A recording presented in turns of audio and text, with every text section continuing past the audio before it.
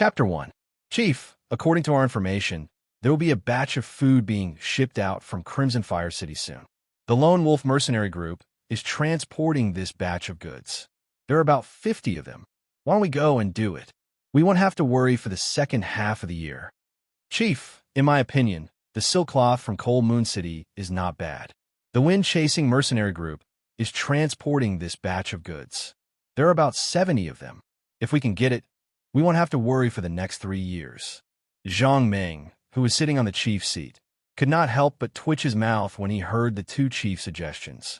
These two suggestions were made by the third chief, He-Wan Liang, and the fourth chief, by Tiansheng.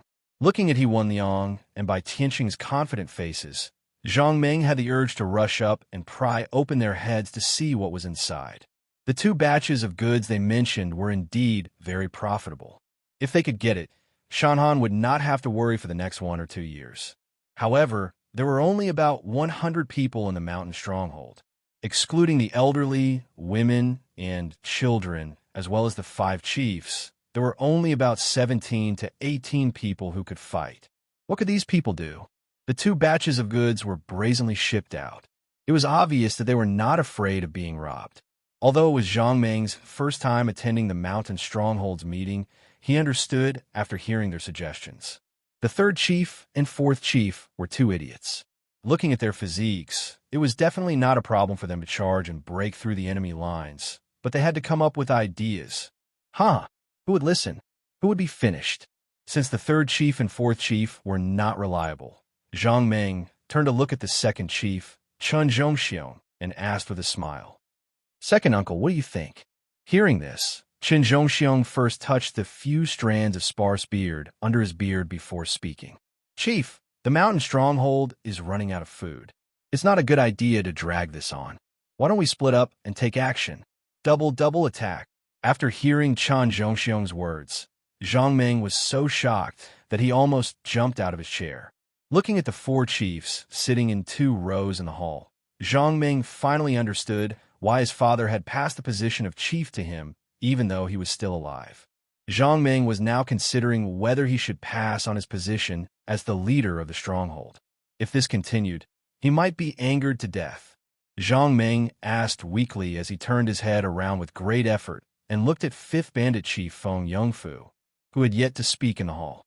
"Fifth uncle, tell me your opinion," Feng Yongfu said plainly. "I have no objections to everyone's suggestions." Hearing Feng Yongfu's words, Zhang Meng had already given up on his 4 fort masters. He decided that as soon as Feng Yongfu finished speaking, he would immediately announce the removal of all 4 fort masters from their positions, so as to avoid angering people here. Feng Yongfu looked around with a complicated look in his eyes. In the end, he said dejectedly, "I only hope that before the brothers set off, they will plant the food. That way, even if they don't come back, their families will have something to look forward to." After Feng Yongfu finished speaking, the hall, which had been boiling with excitement, suddenly quieted down. After a while, 2nd Bandit Chief Chen Zhongxiong said in a depressed tone, "Fifth brother, don't worry. Before the brothers set off, they will definitely plant the food. Even if we fail this time, we won't starve to death this year." Feng Yongfu nodded when he heard that. 3rd Bandit Chief He-Wan Liang suddenly shouted, "You guys don't have to go on this operation. I'll lead the team alone."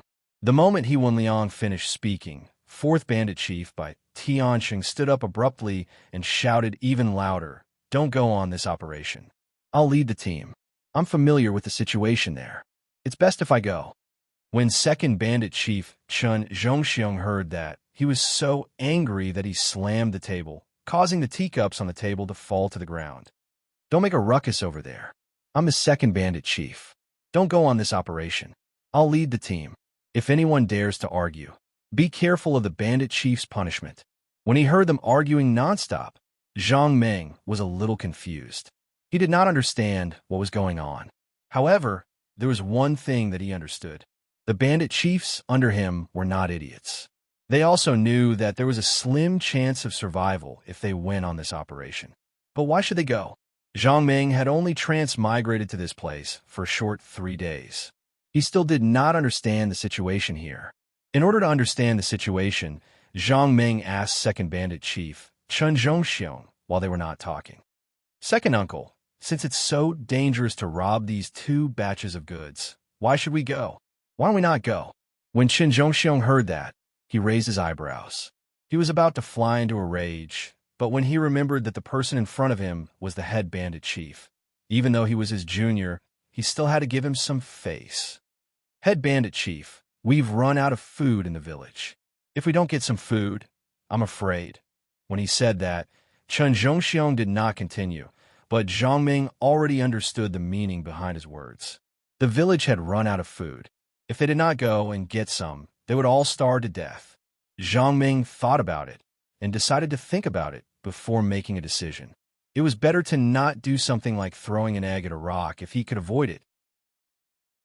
At Zhang Ming's strong request for the bandit chief's meeting, they decided to move it to the next day to continue the research. They would end it there for the day. Zhang Ming had just returned to the backyard when he saw a young man looking into his room. He coughed loudly. That young man was shocked by Zhang Ming's cough. He quickly turned his head and saw that it was Zhang Ming. He smiled and said, Brother Ming, I've got a free meal today. I was thinking of calling you over to eat some. Zhang Ming knew this young man. He was the eldest son of the second bandit chief, Chun Zhongxiong, Chun Tao. Zhang Ming went forward and patted him on the shoulder as he said with a smile, There's no hurry.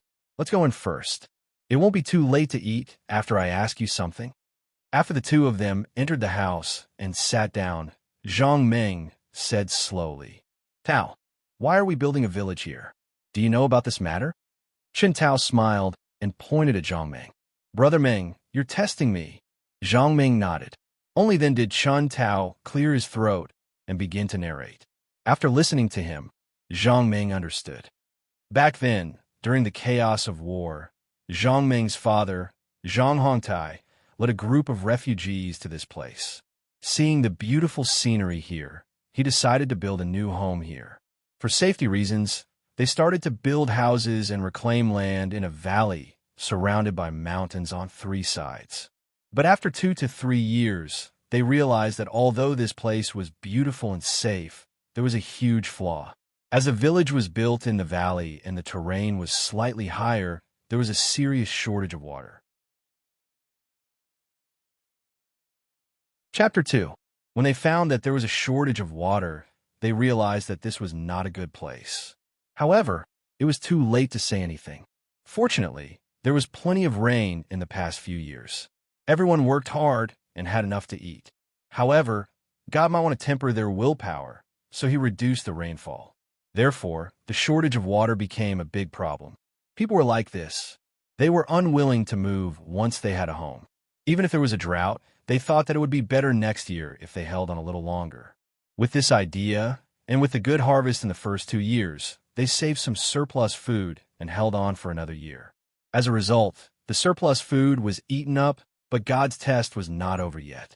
They were about to starve to death, but there was no surplus food in the village. In desperation, the 4 leaders decided to go out and do something. However, they could not do anything locally. Even if they wanted to do something, they had to go to the Magic Empire. Now, the Magic Empire and the Great Wu Empire were often at war. Even if they did something, they would not feel guilty. Fortunately, the place where they lived was not far from the border. Therefore, they sent the strong men in the village to the Magic Empire to inquire about the news. After half a month, with the continuous efforts of the young men, they finally got the news and hurriedly sent the news back to the village. Zhang Ming figured all this out. He suddenly realized that the 4 leaders under him were not idiots as he thought, but real hot-blooded men. In order to survive in the village, they did not hesitate to risk their lives. They were ready to lead a dozen young men who had not been trained to fight against 50 or 60 soldiers of the mercenary group. No, even if their courage was commendable, Zhang Ming would never allow them to do something that would lead to their deaths. Since he was the leader of the village, he had the obligation to keep the people in the village alive.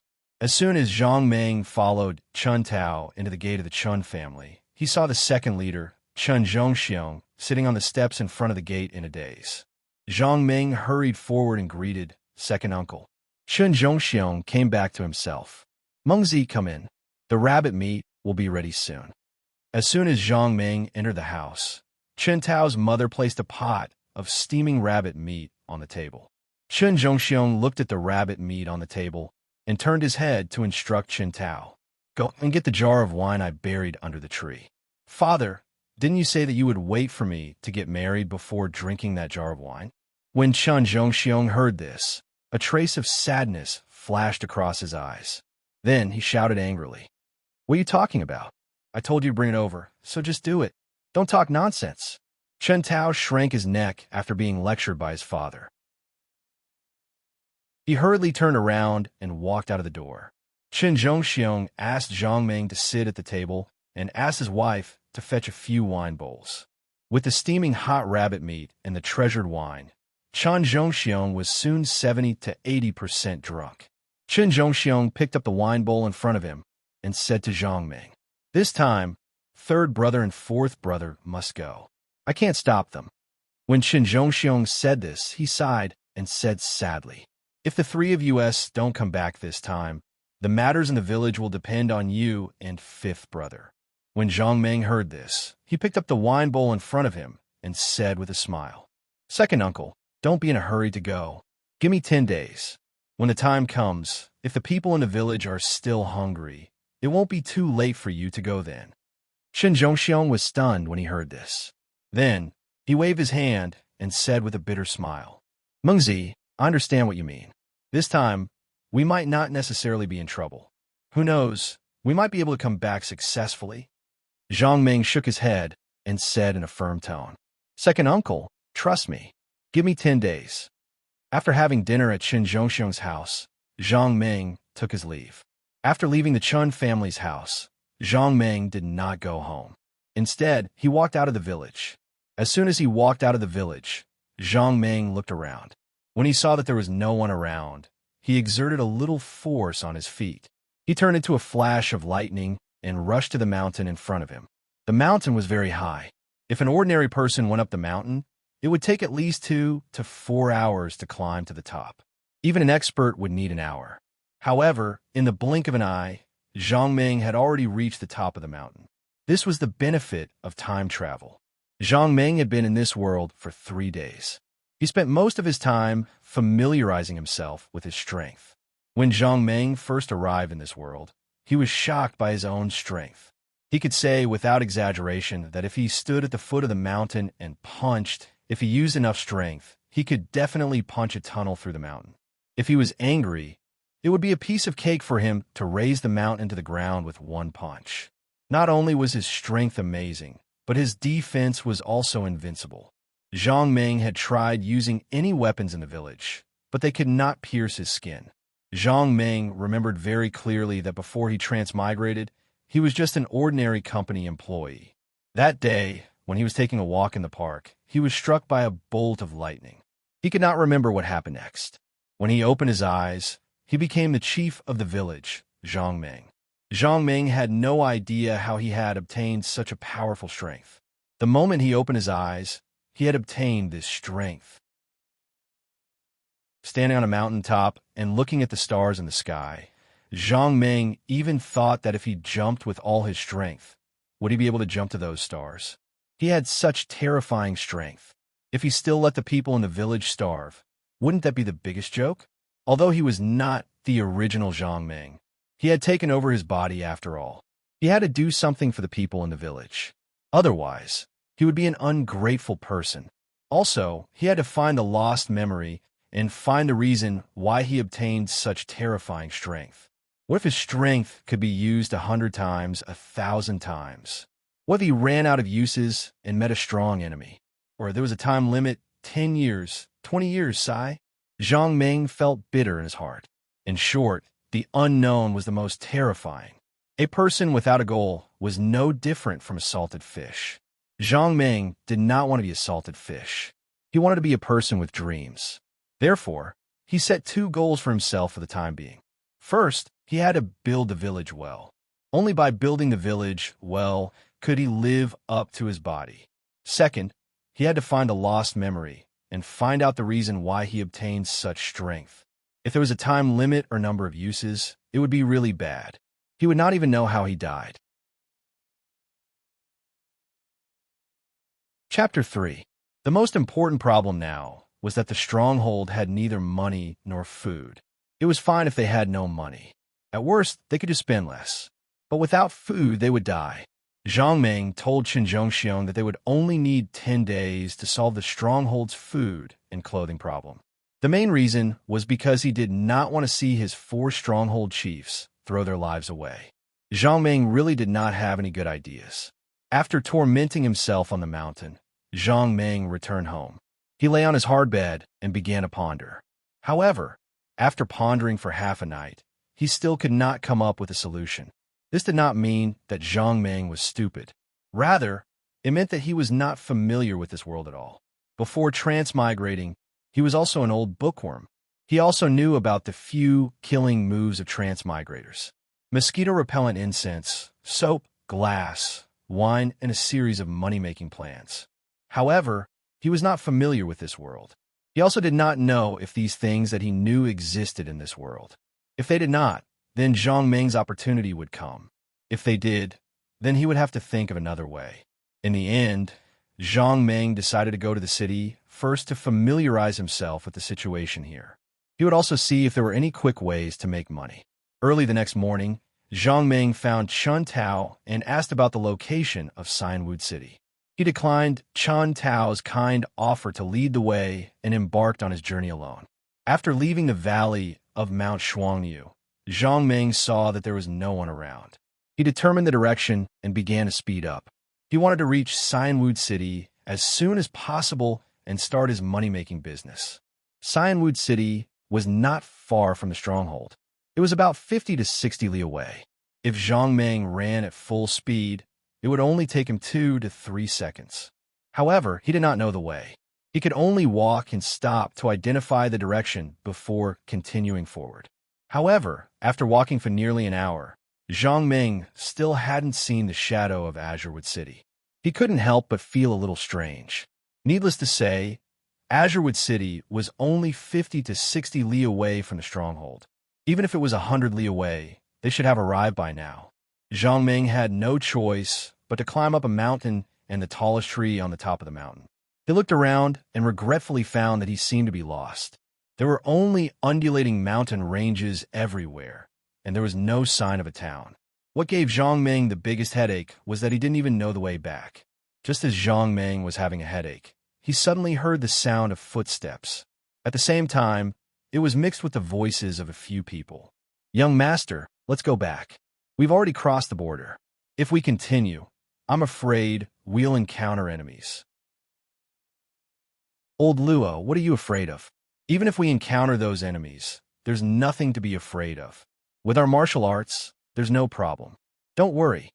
"Young master, old Luo, if you continue, I'm going to get angry." This young master's words were really effective. Sure enough, there was no sound of talking in the forest, only the sound of footsteps. Zhang Ming heard someone talking and was immediately overjoyed. He hurriedly jumped down from the tree and ran towards the sound of the footsteps. However, because he was overjoyed, the strength of his feet was a little too strong. Zhang Ming directly threw himself into a big tree. With a kacha sound, the tree, which was half a meter thick, was directly broken by Zhang Ming. The sound of the tree falling was very loud. When the people opposite heard this sound, they were immediately shocked. They immediately stopped and looked in the direction of the falling tree. One of the big men, who was wearing leather armor, quickly walked to the front and blocked the 2 young masters.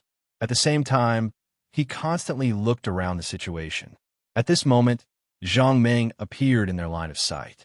When the big man in leather armor saw Zhang Ming, he immediately pulled out the saber at his waist and sternly shouted, "Who's in front of us?"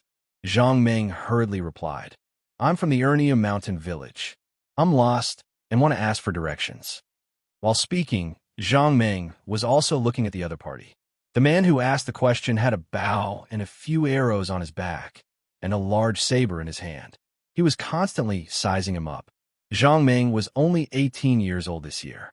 His appearance was not very strong, and at first glance, he was the kind of ordinary person who did not have any fighting strength. Seeing Zhang Meng's appearance, the big man in leather armor was relieved. However, when he thought of the sound of the falling tree, he hurriedly asked, "What was that sound just now?" Zhang Meng scratched his head and somewhat embarrassedly said, "Just now, I accidentally broke the tree." Hearing this, the big man in leather armor, who had just relaxed, became nervous again. When he was about to ask again, the young master behind him had quickly walked to his side. Seeing this, the big man in leather armor was about to open his mouth to stop him, but the young master waved his hand and stopped him. The young master looked at Zhang Meng and asked with a smile, "Are you from the Dao Kingdom?" Zhang Meng nodded. He knew this. "Just now, did you break the tree?" Zhang Meng nodded again. "How did you topple that tree?" Zhang Meng thought for a moment, turned sideways, and made a posture of bumping into the tree, and explained, "I knocked it down." The young master smiled and nodded, and then asked, "So, you should be very strong, right?" Zhang Meng thought for a moment and nodded. There was nothing to be ashamed of if he was strong. "Do you want to earn some gold coins?" Hearing this, Zhang Meng immediately nodded. Didn't he come out this time just to get some food and gold coins? Seeing that Zhang Meng agreed, the young master's smile became wider. He clapped his hands and smiled. "What I want you to do is actually quite simple. Follow us to hunt, and after we catch the prey, you have to carry it for us. Don't you think this job is simple?" Zhang Meng also nodded. This job was indeed simple, but he still asked, "How much is the reward?" The young master thought for a moment and stretched out a finger. 10 gold coins? Hearing this, Zhang Meng turned around and left. This guy was too insincere. Just now, he had already looked around from the tree. If he wanted to walk out of this forest, he would have to walk a long way. This guy only offered 10 gold coins. He was too stingy. Seeing that Zhang Meng was about to leave, the young master hurriedly shouted again, 20 gold coins. Hearing this, Zhang Meng stopped, turned around, looked at the young master, and stretched out a finger. 1,000 gold coins. Since the young master was asking for a sky-high price, Zhang Meng decided to be ruthless. At worst, the young master would bargain again. Hearing Zhang Meng's asking price, the young master's mouth suddenly twitched, and he looked at Zhang Meng in disbelief. After a while, he said, "Do you know how many people I can hire with 1,000 gold coins?" Zhang Meng shook his head. He really didn't know. He had been in the village for 3 days, and he hadn't seen what gold coins looked like. Chapter 4. Seeing Zhang Meng shaking his head, the young man despised him in his heart. He knew that this kid had not seen the world and did not even know how many people he could hire with 1,000 gold coins. The young man coughed and was about to say something, but he suddenly realized that he did not know how many people he could hire with 1,000 gold coins. After thinking for a long time, the young man coughed softly and said loudly, "In short, 1,000 gold coins can hire a lot of people." At this moment, the brawny man in leather armor came to the young man's side and said in a low voice, "Young master, this kid's background is unknown. It's better not to hire him, so as to avoid trouble." The young man turned to look at him and said with a smile, "Okay, then I'll listen to you. When we get the prey, you'll carry it back." Hearing this, old Luo could not help but twitch the corner of his mouth and stepped aside with a smile. Seeing old Luo step aside, the young man knew that he was scared. He laughed secretly and turned to look at Zhang Meng again with a smile and stuck out his finger again. "One price, 100 gold coins. If you agree, follow me. If you don't, then forget it." Just now, when the two of them were talking, although their voices were very low, Zhang Meng's ears were absolutely sharp, and he had heard everything clearly. Zhang Meng's heart moved. It seemed that the prey they hunted was very valuable. If he followed them to have a look, maybe he could also lead the people of the mountain stronghold to hunt and earn some money. Thinking of this, Zhang Meng did not hesitate and nodded directly. "Okay, I agree." Just like this, Zhang Meng joined the hunting team and followed these people into the deep mountains. Along the way, through the conversations between them, Zhang Meng also figured out who they were. This team had a total of 8 people, divided into 2 groups. The one who talked to Zhang Meng was surnamed Shen. He had 4 subordinates, All of them looked serious, wearing leather armor, with sabers at their waists and a long bow and a few arrows on their backs. The other young man was surnamed Zhang. He had 2 subordinates. His 2 subordinates were somewhat different from young Master Shin's 4 subordinates. They didn't wear leather armor, only short sleeves. Their faces looked much more relaxed. They also carried sabers, but they were all carried on their backs. While they were on their way, old Luo casually walked over and talked to Zhang Ming. Zhang Ming knew that old Luo wanted to test him in case he was a bad guy. Zhang Ming didn't have any secrets to begin with, so he didn't try to hide anything. He directly explained his origin and purpose. After hearing that, old Luo nodded and left. The place they were going to hunt was very far away. Even when the sky had turned dark, they still hadn't reached their destination. They could only find an open area to set up camp. It was early spring, and the nights were still quite cold. Everyone started a bonfire, cleaned up the small game they had caught along the way, and roasted it over the fire. Not long after, the aroma of barbecued meat spread in all directions. Old Luo took out the spices he brought with him and sprinkled them on the barbecued meat. The aroma of the barbecued meat became even stronger. Seeing that the meat was almost done, young Master Shun took out a big bag of wine, smiled, and asked everyone to take out their cups. He poured everyone a cup and then said with a smile, "You guys are in luck. This is the best wine from the Binlai Hotel." Prince Zhang said with a smile, "Young Master Shun spent a lot of money for this hunt. When we get the feather of the Eagle of Nightmares and give it to Miss Fu, he will definitely win her heart." Prince Zhang said as he raised the wine cup in his hand and said to young Master Shun, "I wish you all the best, brother. Win the heart of the beauty as soon as possible. I'll drink first." After Prince Zhang said that, he tilted his head back and drank the wine in his cup. Young Master Shun heard Prince Zhang's words and laughed happily, but he said humbly, "I'll have to rely on you for this hunt." When Prince Zhang heard that, he was about to say something polite, but suddenly, the howl of a beast interrupted his words. After hearing the sound, one of Prince Zhang's men suddenly jumped up and said in a trembling voice, "Wolf, it's the howl of a wolf." Old Luo heard that and hurriedly stood up and asked, "Are you sure it's the howl of a wolf?" Before the man could answer, a few more howls came from the darkness. Another of Prince Zhang's men couldn't help but frown and said, "Oh no, we might have run into a pack of wolves."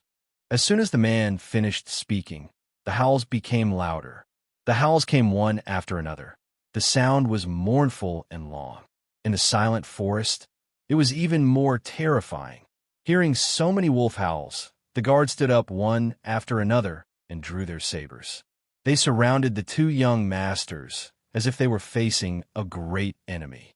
After hearing the howls of the wolves, young Master Shin said with a smile, the wine cup in his hand didn't even shake. "It's just wolves. What's there to be afraid of? Do you have to be so nervous?" Prince Zhang also said with a smile, "With young Master Shin here, what's there to be afraid of? I'm bored of walking in the forest. It's not bad to have a pack of wolves to relieve my boredom." Hearing that, young Master Shin smiled and drank the wine in his cup. "Prince Zhang, you don't have to be so polite. With your Zhang family's marksmanship, dealing with a pack of wolves is a piece of cake." "Ha!" Young Master Shun and young Master Zhang looked at each other. Then both of them threw their heads back and laughed. When Zhang Mengang heard the wolf's howl, he was also shocked, but then he laughed involuntarily. Would he still be afraid of this pack of wolves? In order to make it easier to observe the surroundings, the campsite was built in a large open space. The closest place to the surrounding forest was at least 100 meters away. As the howls of the wolves drew closer, everyone could faintly see countless black shadows moving around the edge of the forest under the dim moonlight. Old Luo took a quick look at the situation around him and was shocked. A pack of 40 to 50 wolves wasn't considered a small number, but today's pack of wolves probably had at least 200 to 300. These wolves didn't come out from one place. Instead, they came from all directions. Seeing so many wolves, old Luo was a little nervous. He quietly retreated to young Master Shin's side and said in a low voice, "There are too many wolves. Young Master, I think you and Prince Zhang have to be careful later. Don't take any risks.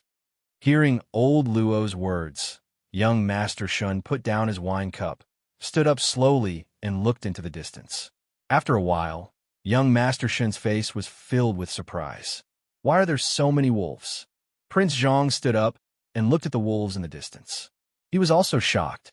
He quickly took out his weapon, the 3-section gun, and said seriously, I didn't expect there to be so many wolves in a pack.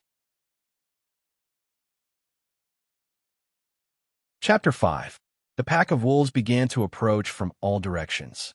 Old Luo waved his hand and reached for the bow and arrow on his back. He said to the people behind him, without turning his head, use the bow and arrow to deal with them first. There were 6 attendants in total. 4 of young Master Shin's attendants were armed with bows and arrows. Hearing old Luo's words, the other 3 attendants also took their bows and arrows from their backs. Old Luo knocked an arrow on the bowstring and stared at the wolves in the distance. When the wolves were within the effective range of his bow and arrow, he let out a roar and loosened his fingers on the bowstring. A sharp arrow shot towards the wolves like a flash of lightning.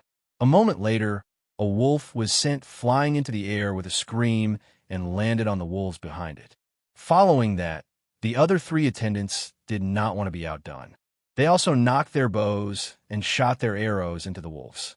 The 4 archers released arrows with all their might. The wolves that were charging towards them kept screaming, but it did not help. There were just too many wolves. Although many of them were shot dead, the number of wolves did not seem to decrease at all. Old Luo saw that the wolves were getting closer. He waved his hand again and shouted, Brothers, everyone, surround the 2 young masters. Protect them. As soon as old Luo finished speaking, young Master Shun had already walked up to him and said with a smile, You don't have to be so nervous to deal with these wolves. As soon as young Master Shun finished speaking, he was already in the air. In midair, he had already pulled out his sword and swung it in front of him, creating a field of stars in front of him. Then, he fell towards the wolves. Stars. As soon as young Master Shun landed, dozens of wolves were immediately covered in the light of the sword. In the blink of an eye, the sharp sword light cut them into pieces. Although young Master Shun killed dozens of wolves with a single swing of his sword, old Luo frowned. Although young Master Shun's move was powerful, it also consumed a lot of internal energy. If he kept using this move, his internal energy would be depleted very soon. Old Luo waved his hand and shouted, Brothers, protect young Master Shun. Old Luo pulled out his sword and was about to rush forward. Suddenly, a figure flashed beside him. A white light brushed past him and rushed towards the wolves. The one who rushed over was none other than Prince Zhang. Seeing that young Master Shun had already won, he naturally did not want to be outdone. Prince Zhang rushed to the front of the pack of wolves. Then he stabilized his body and thrust the 3-section spear forward with all his strength. Then he shouted loudly, Go to hell, Long Rainbow. As soon as his voice fell, the 3-section spear in his hand pierced through the body of the wolf in front of him in the blink of an eye. However, it did not stop and continued to pierce forward. Although Prince Zhang's gun was called a 3-section gun, it was usually only about 1 meter long. If it had 3 sections, it would only be 3 meters long. But now, Prince Zhang's spear had pierced more than 10 meters, piercing through 7 or 8 wolves before stopping. Seeing that he had reached the end of his spear's momentum, Prince Zhang's hand that was holding the spear trembled slightly, and the 3-section spear returned to his hand at lightning speed. When it returned to his hand, it had turned back into a 1 meter long 3-section spear. The 2 young masters made a grand entrance. Each of them killed more than 20 wolves with one strike. Seeing the 2 young masters so powerful, the crowd's morale was greatly boosted. They immediately waved their weapons and rushed toward the pack of wolves. Seeing that Prince Zhang had pierced through 7 or 8 wolves with one strike, young Master Shun let out a soft howl again. The sword in his hand turned into dots of starlight again, covering the wolves around him. Stars! As the starlight fell, the wolves howled in agony once again. Zhang Meng saw that they were all incomparably brave and did not want to join the fun. Seeing that the wolves behind him were also charging over, he hurriedly leaped up and jumped onto a tree. He found a sturdy branch and sat on it to watch the battle below. Although young Master Shen and Prince Zhang were good at martial arts, they were outnumbered after all. Nearly 300 wolves surrounded them tightly. After fighting for less than 15 minutes, they were already at a disadvantage. Although young Master Shen kept using his ultimate moves, he had just killed a pack of wolves and cleared a space. However, in the blink of an eye, the space was filled by a new pack of wolves and continued to besiege him. Among the 8 people, young Master Shen was the best at martial arts, but he was still flustered by the wolves, not to mention the others. Almost all of them were injured, but they all gritted their teeth and held on. When they killed more than half of the wolves, young Master Shen was obviously running out of internal energy. He could not use his unique skills. He could only rely on the sharp sword in his hand to slash back and forth among the wolves. Young Master Zhang was so tired that he was sweating profusely. His inner strength had long been depleted. Without the support of his inner strength, he could not use his ultimate move. All he could do was to continuously stab the wolf in front of him with his 3-section spear. The rest of the guards were even worse. Their armor was soaked in sweat. They were exhausted. Seeing that the situation was critical, old Luo hurriedly shouted to young Master Shen, "Young Master, you go first. We'll cover you." Just then, a thunderous roar came from the depths of the forest. Roar. The sound was so loud that it made everyone's eardrums buzz. Then, they heard a mournful wolf howl beside them. After this howl, the pack of wolves that had surrounded them began to retreat. They retreated in the opposite direction of the howl like a tide. Young Master Shen and the others saw the wolves retreating. They could not help but sit on the ground. Although the battle did not last long, they had exhausted all of their energy. They only took a moment to catch their breath. Then, the thunderous roar came again. This time, the sound was much closer than before. Old Luo ignored his exhaustion and hurried to young Master Shen. "Young Master, let's go, or it'll be too late." After the battle with the wolves, young Master Shen had lost his initial confidence. He quickly stood up and asked, "What's that sound?" Old Luo pondered for a moment and said, "It should be the cry of a bear." Although young Master Shen was very confident in his own martial arts skills, the roar just now was really too shocking. Without thinking, he immediately shouted at young Master Zhang, "Prince Zhang, let's go." Although everyone was exhausted, they knew that if they did not leave now, they would not be able to. Everyone no longer cared about the things in the tents. They grabbed their weapons and ran in the direction where the wolves had fled. After running for a few steps, young Master Shen suddenly remembered the person he hired. He quickly turned around and saw Zhang Meng running behind the team. They did not run far before they heard another roar behind them. At the same time, it was accompanied by the sound of trees being knocked down. Hearing such a loud shout behind him, Zhang Meng couldn't help but turn around to take a look. He was immediately stunned. Chapter 6. It was indeed a bear that was chasing after them. Well, a bear that was more than 10 meters tall could be called a bear. This big bear was on its 2 hind legs and was using its 2 front paws to constantly hit the trees that were blocking its path as it chased after them. The big bear didn't seem to be walking very fast, but its steps were very big. Every step it took would cover 5 or 6 meters, causing the ground to tremble slightly. Seeing this big bear, everyone finally understood why the wolf pack had suddenly dispersed. The big bear walked out of the forest and came to an open space. It immediately crouched down and ran in the direction of the crowd. Everyone was scared out of their wits when they saw this. They didn't need to be told and ran away. But the big bear ran with all its might. Every time it jumped, it could jump 20 to 30 meters. In this open space, it only took a few jumps for it to catch up with them to the edge of the forest. Hearing the big bear's footsteps getting closer and closer, Prince Zhang forced himself to be calm and shouted, "Don't be afraid, everyone. It's so big. It can't catch up with us in the forest."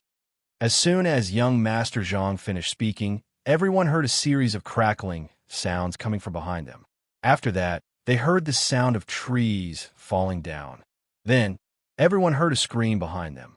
They hurriedly looked back and saw that one of Prince Zhang's men had been hit by a falling tree. He was lying there and wailing. At this time, the big bear was only 20 to 30 meters away from him. Old Lu, another of Prince Zhang's men, saw the person who had been hit and immediately shouted with concern. He also ran towards Old Lu. Just as he ran to Old Lu and was about to pull him out, he was shocked to find that the big bear was already in front of him.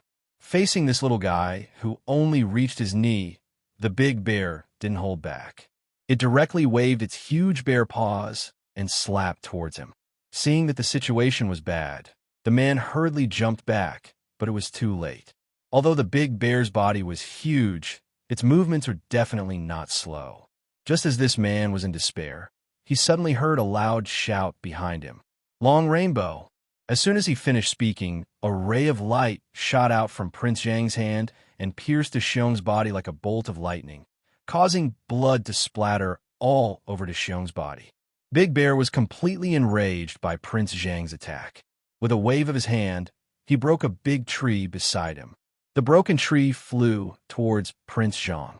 Prince Zhang hurriedly jumped away from the big tree. Just as he was about to turn around and retreat, Big Bear had already jumped in front of him. With a wave of its paw, Big Bear slapped down on him. Seeing the huge bear paw coming towards him, Prince Zhang was so scared that his face turned ashen. He hurriedly jumped to avoid it. At this moment, young Master Shun had already leaped into the air. While he was still in the air, he let out a roar. "Stars!" As soon as his voice fell, specks of starlight appeared beside young Master Shun and enveloped Big Bear.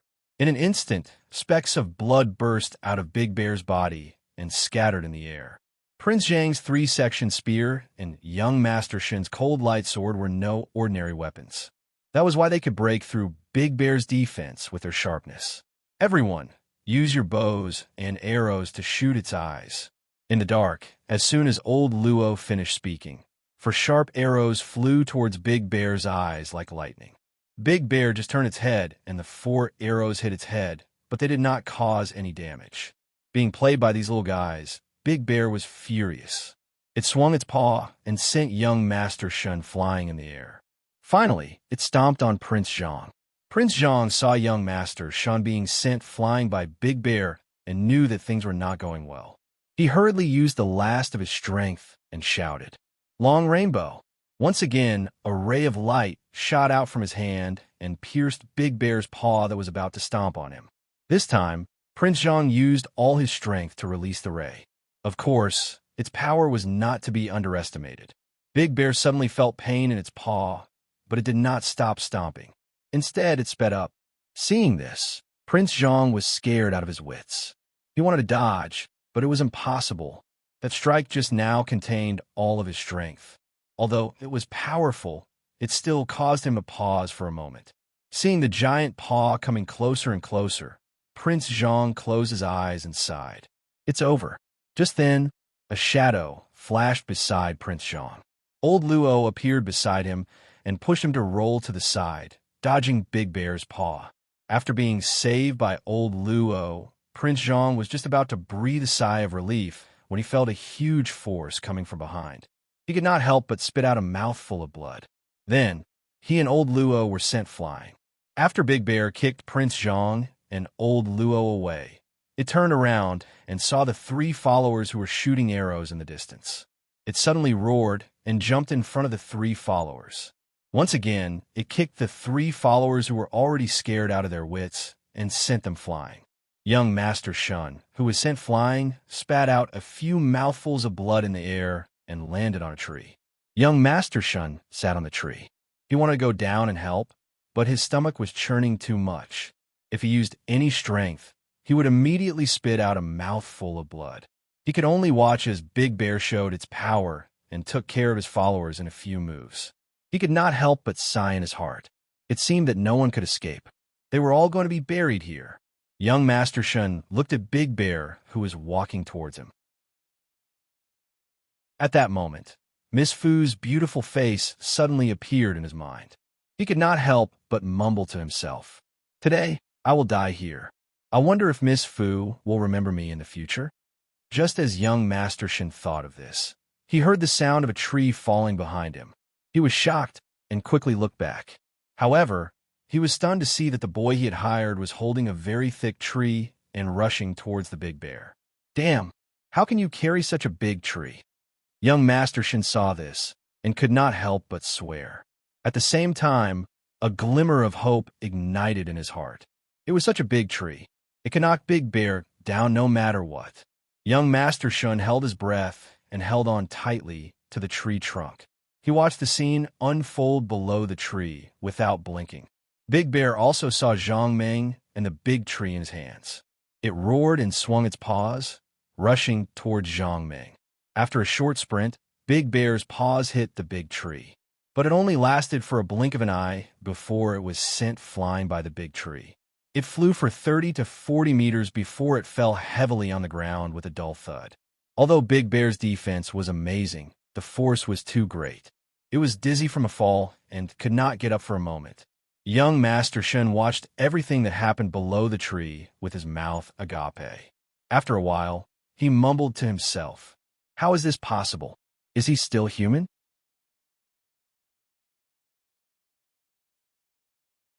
Chapter 7. After Zhang Meng knocked down Big Bear, the forest fell into silence.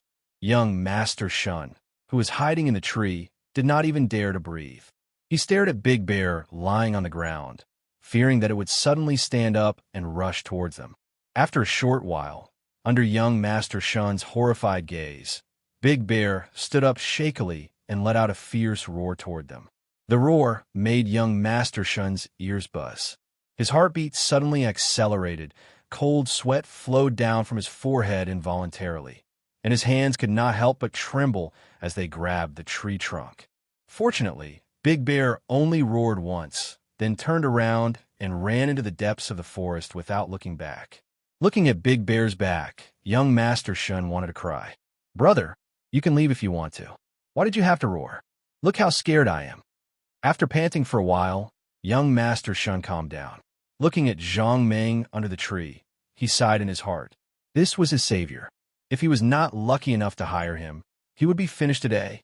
Young Master Shun waved his hand at Zhang Meng under the tree and said gratefully, "Little brother, what's your name again? Thank you so much today. If it were not for you, the consequences would be unimaginable." Zhang Meng smiled indifferently. Young Master Shun, sit on the tree for a while. I'll go find the others. Young Master Shun nodded quickly. "Little brother, be careful." Just now, when they were fighting, Zhang Meng had been watching the battle from the side. He naturally knew where those guys were sent flying.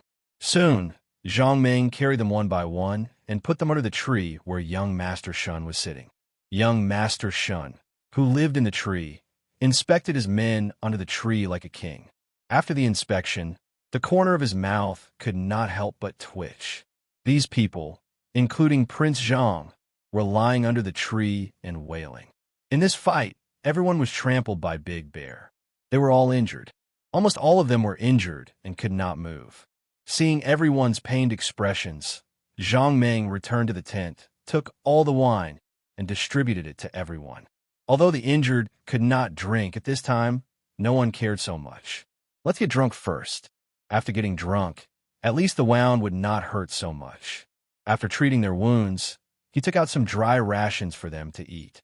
By the time they fell asleep, it was almost dawn. Zhang Meng yawned. Seeing that everyone was asleep, he also leaned against a tree and slept.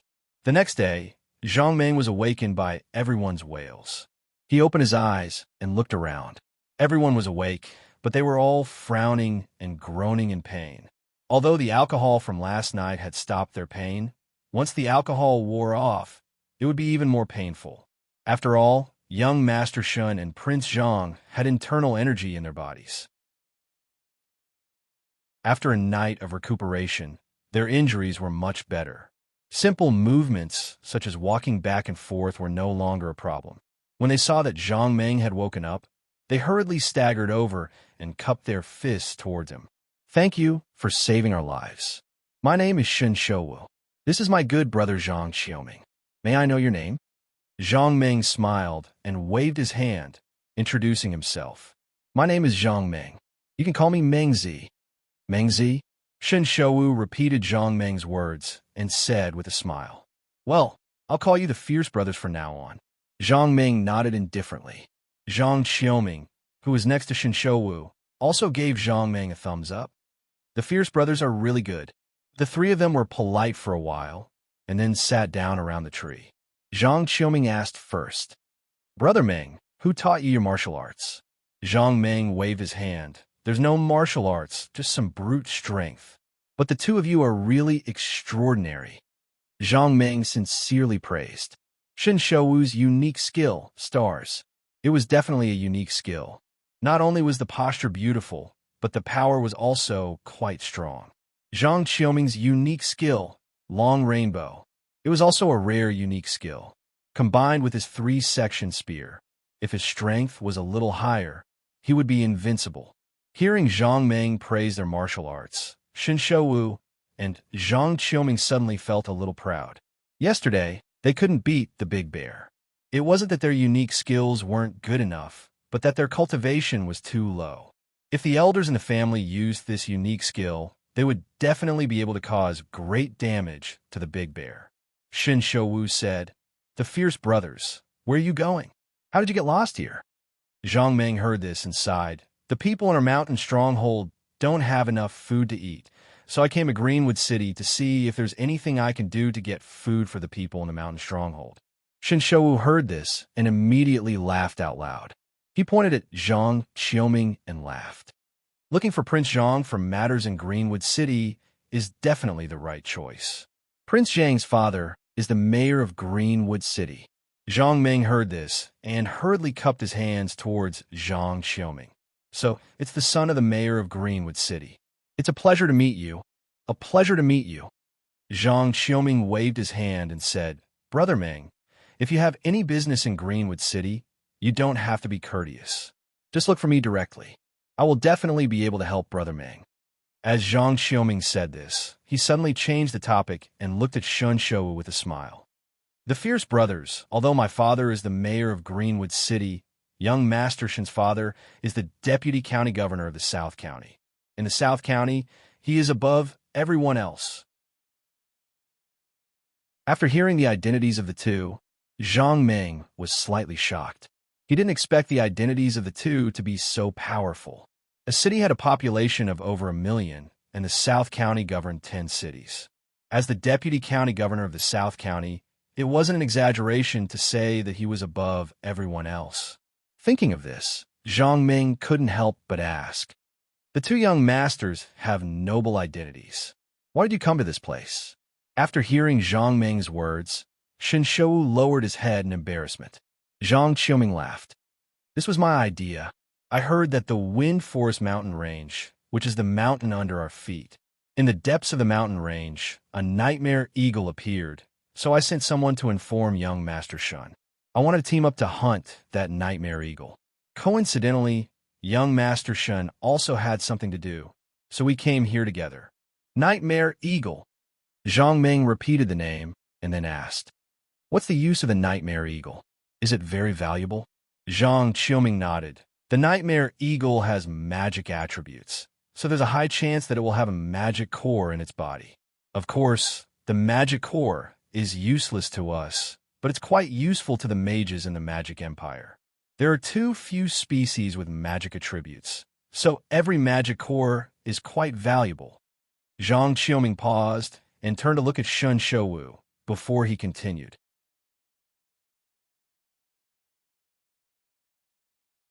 Chapter 9. Zhang Xiaoming continued. The nightmare eagle is of the fire attribute. If we weave its feathers into a black feather cloak, it will be a great item. Not only is it fire-resistant, but in winter, even if you only wear a single layer of clothing, you will still feel warm as long as you wear this cloak in a snowy weather. The black feather cloak is so good. So our love Master Shen wants to make a black feather cloak for Miss Fu to see if he can win her heart. When Shen Shouwu heard Zhang Xiaoming talking about himself, he could not help but laugh and punch him. Don't talk nonsense in front of the Fierce Brothers. Be careful, or I'll punch you. After being punched by Shen Shouwu, Zhang Qiuming did not restrain himself. Instead, he laughed even more happily. He pointed at Shin Shouwu and laughed. Young Master Shan, this is what you said. When we hunt the nightmare eagle, all of its feathers will belong to me. At that time, you can't snatch it from me. After the battle with the big bear, this hunting team was either severely or lightly injured. They could not walk for a while. Zhang Ming suggested that everyone should rest at the camp. Naturally, no one had any objections to Zhang Ming's suggestion. It was not a good idea to rest in the wilderness. After all, it was still very cold at night. When they were escaping yesterday, the big bear caught up with them before they could run far. So everyone was not far from the camp now. Everyone supported each other and slowly returned to the camp. Yesterday, when the wolves came, except for the tents that were not torn down, everything like food and water were basically eaten by the wolves. So now, they were facing the danger of starvation. Zhang Ming was the only one in this hunting team who was not injured. The responsibility of finding food fell on him. Zhang Ming had no experience in this area, so he randomly chose a direction and began his journey to find food. Zhang Ming walked forward along the forest, but after walking for a long time, he did not find any prey. This made him feel a little strange. In this kind of forest where there was no human habitation, there should be a lot of prey. In fact, Zhang Ming didn't notice that not far from him was the direction that the big bear had escaped. Last night, the big bear's roar had scared away all the prey in the forest. Zhang Ming was anxious and could not help but speed up. Unknowingly, he had already crossed a mountain. Seeing that he couldn't catch any prey, Zhang Ming suddenly heard a sound coming from the front. He hurriedly listened carefully. Suddenly, his eyes lit up. That was because he heard a familiar roar. Big bear. Thinking of how big the bear was, as long as it was killed, they wouldn't have to worry about food at all. Thinking of this, Zhang Ming immediately jumped onto the treetops and ran in the direction of Big Bear. The two sides were getting closer and closer. When he heard the sound in front of him, Zhang Ming slowed down. Zhang Ming guessed that the Xiong might have been fighting with someone again because of human cries in front of him. Since it was someone else's prey, Zhang Ming was embarrassed to go forward and snatch it. But it was a pity to give up such a big prey. He decided to go and see what was going on there first. Zhang Ming slowly approached the place of the fight and looked at the Xiong's opponents. There were a total of 22 people. There were 10 people standing. The rest were lying on the edge of the forest, wailing in pain. The 10 people standing there were all tall and strong, but there was one exception. A skinny little guy covered in a black cloak was standing far behind, constantly waving the small wooden stick in his hand, fiercely pointing it at the big bear. Every time the small wooden stick in his hand pointed at the Xiong, a small lightning flew out of the small wooden stick and hit the Xiong. After the Xiong was hit by this small lightning, it screamed and then its body stiffened, but only took a second to recover. The other 9 people held all kinds of weapons and slashed at the Xiong with all their might. However, it was also very difficult for them to fight because the weapons in their hands, even if they could cut the big bear, most of them could not break its defense. Only the guy with the big axe had some strength, and every time the axe chopped down, it would more or less bleed a little. If it was not for the magician's lightning attack that slowed the Xiong down a little, those people would have been flattened by the Xiong.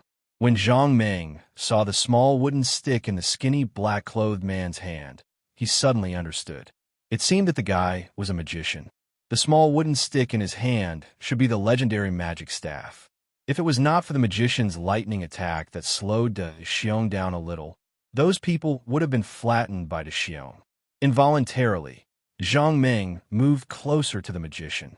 In his previous life, Zhang Ming was very envious of the magician. Now that he saw it with his own eyes, he definitely had to go closer to see how the magician used magic. The Xiong was already a little impatient. It could have easily flattened these little guys in front of it, but that damn lightning always made its body stiffen. It was a little angry that it missed a good opportunity. At this moment, a warrior happened to leap into the air, raised the big sword in his hand, and slashed at a Xiong. Big Bear roared angrily and sent the warrior flying with a slap. The warrior flew in the direction of the mage. Seeing this, the magician was scared out of his wits. The magician cultivated the mind, so his physique was naturally not good. If this magician was hit by the flying warrior, even if he wasn't crushed to death, his bones and tendons would definitely be broken. The magician hurriedly dodged to the side, but with his speed, he could not dodge. The magician was about to be hit by the warrior flying over. Suddenly, a figure rushed in front of the magician and blocked the warrior who was flying over. The person who came was Zhang Meng. He finally saw a magician alive, so naturally, he would not just stand by and watch the magician get hurt. He still had many questions to ask the magician. However, Zhang Meng still understood the principle of keeping a low profile. So after being hit by the warrior, he immediately staggered a few steps and retreated to the magician's side. Seeing Zhang Meng being knocked around, the magician asked with concern, How are you?" The voice was gentle and soft, but also slightly hurried. After hearing this voice, Zhang Meng subconsciously asked, "You're a girl?" Although Zhang Meng's words were rude, the female magician did not care and only asked again with concern, "Your injury, is it okay?" Zhang Meng hurriedly shook his head. "I'm fine, just hurts a little." While the two of them were talking, the people in front of them were a little overwhelmed.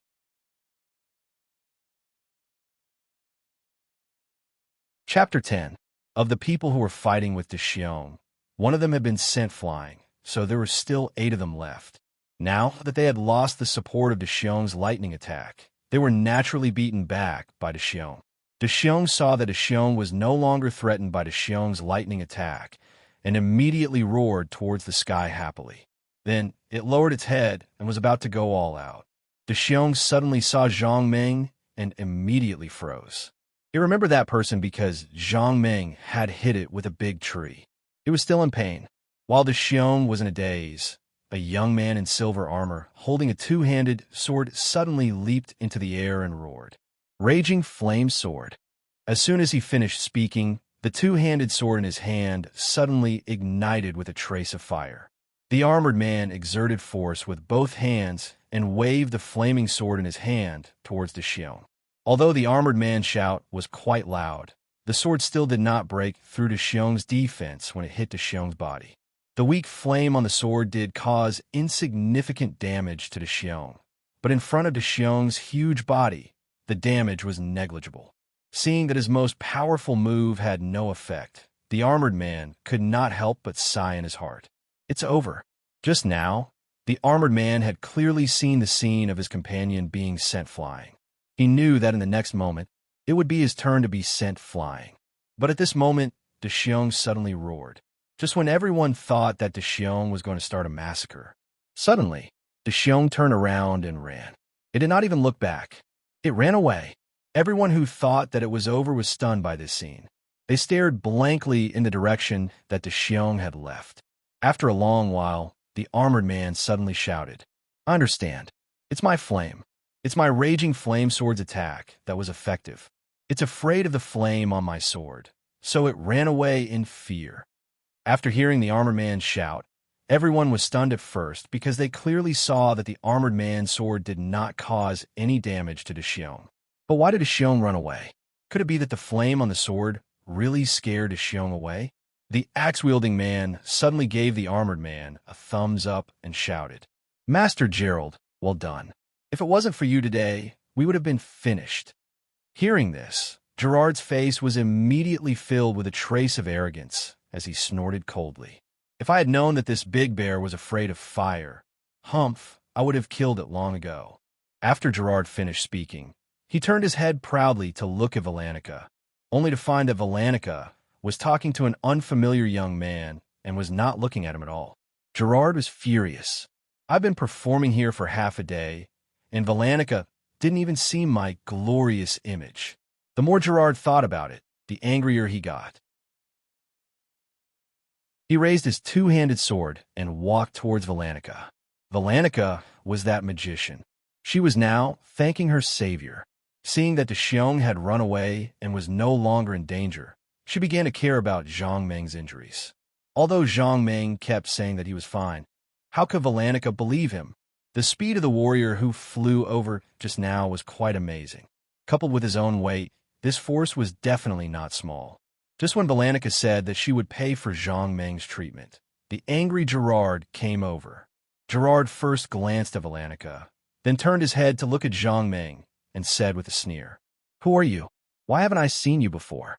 Are you a spy?" Speaking of spies, Gerard just noticed that Zhang Meng's clothes and appearance were clearly not from the Magic Empire. When Gerard saw this, he immediately shouted, "Come, take this spy down for me. I want to interrogate him and find out what he's doing here." Gerard was the leader of this team. He was also the first heir of the Custer family, the largest family in Redfire City. In other words, he was commonly known as the leader or the eldest son.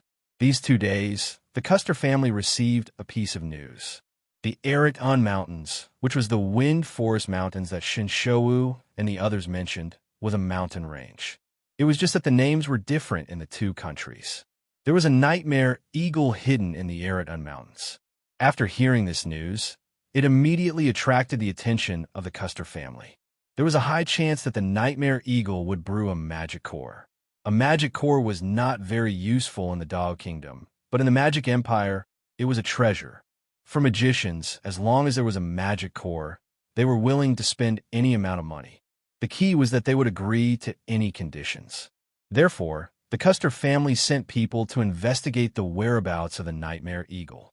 If they found the nightmare eagle and determined its location, they would immediately report back, and the family would send experts to hunt it down.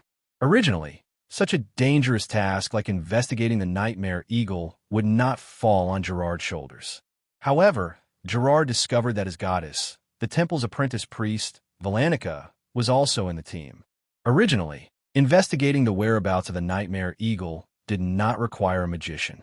However, after finding the nightmare eagle, a magician was needed. In order to quickly spread the news, the Custer family also prepared 2 magic scrolls for this team. However, in order to activate these 2 magic scrolls, a magician was needed. Therefore, the head of the Custer family, Grimm, invited a magician from the temple, and this magician was Valenica. Since Valenica was in the team, Gerard naturally would not let go of this opportunity. Therefore, he begged his father to let him join this team. Now, this unknown kid actually dared to be so close to his Valenica. All Gerard could do was to say sorry. Valenica saw that Gerard wanted to send people to capture Zhang Meng and could not help but become anxious and angry. "Master Gerald, he is my savior. You have no right to do anything to him." Gerard heard this and sneered. "Valenica, who does this kid think he is? How dare he call himself your savior? If it wasn't for this young master chasing away the Earth Bear, none of you would have survived. If you really want to talk about saving lives, then this young master is the one who truly saved your life. I'm the one who saved everyone's life."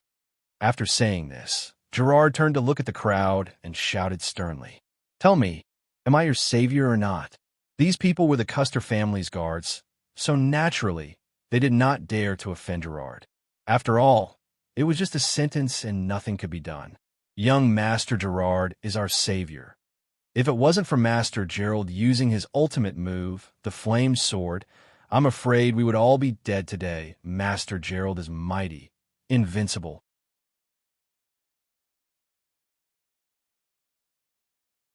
Chapter 11.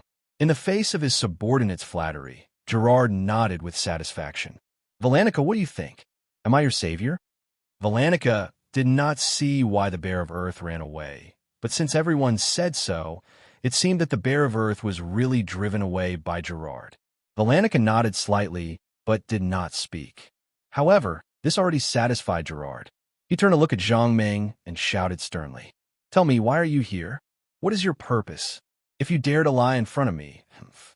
As he spoke, Gerard had already raised his big sword in front of him.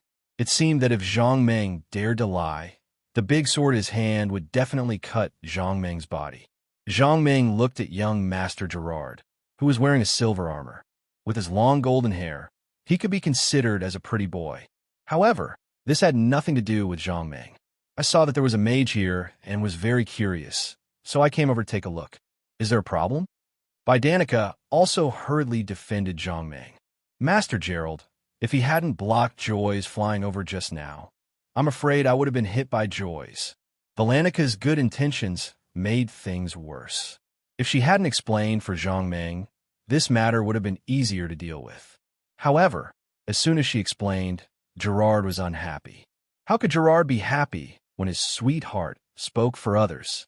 Valenica, do you dare to prove for him that he is not a spy? Valenica was speechless for a moment. She had just seen Zhang Ming and did not know his details. How could she prove it? Seeing that Valenica did not speak, Gerard did not want to talk nonsense. He directly raised his two-handed big sword, looked at Zhang Ming, and said coldly, "Boy, since you dare to come here to inquire about information, then I'll let you see my power." Gerard raised the two-handed big sword above his head and roared, "Flame sword." As soon as Gerard's voice fell, the two-handed big sword in his hand ignited with flames again.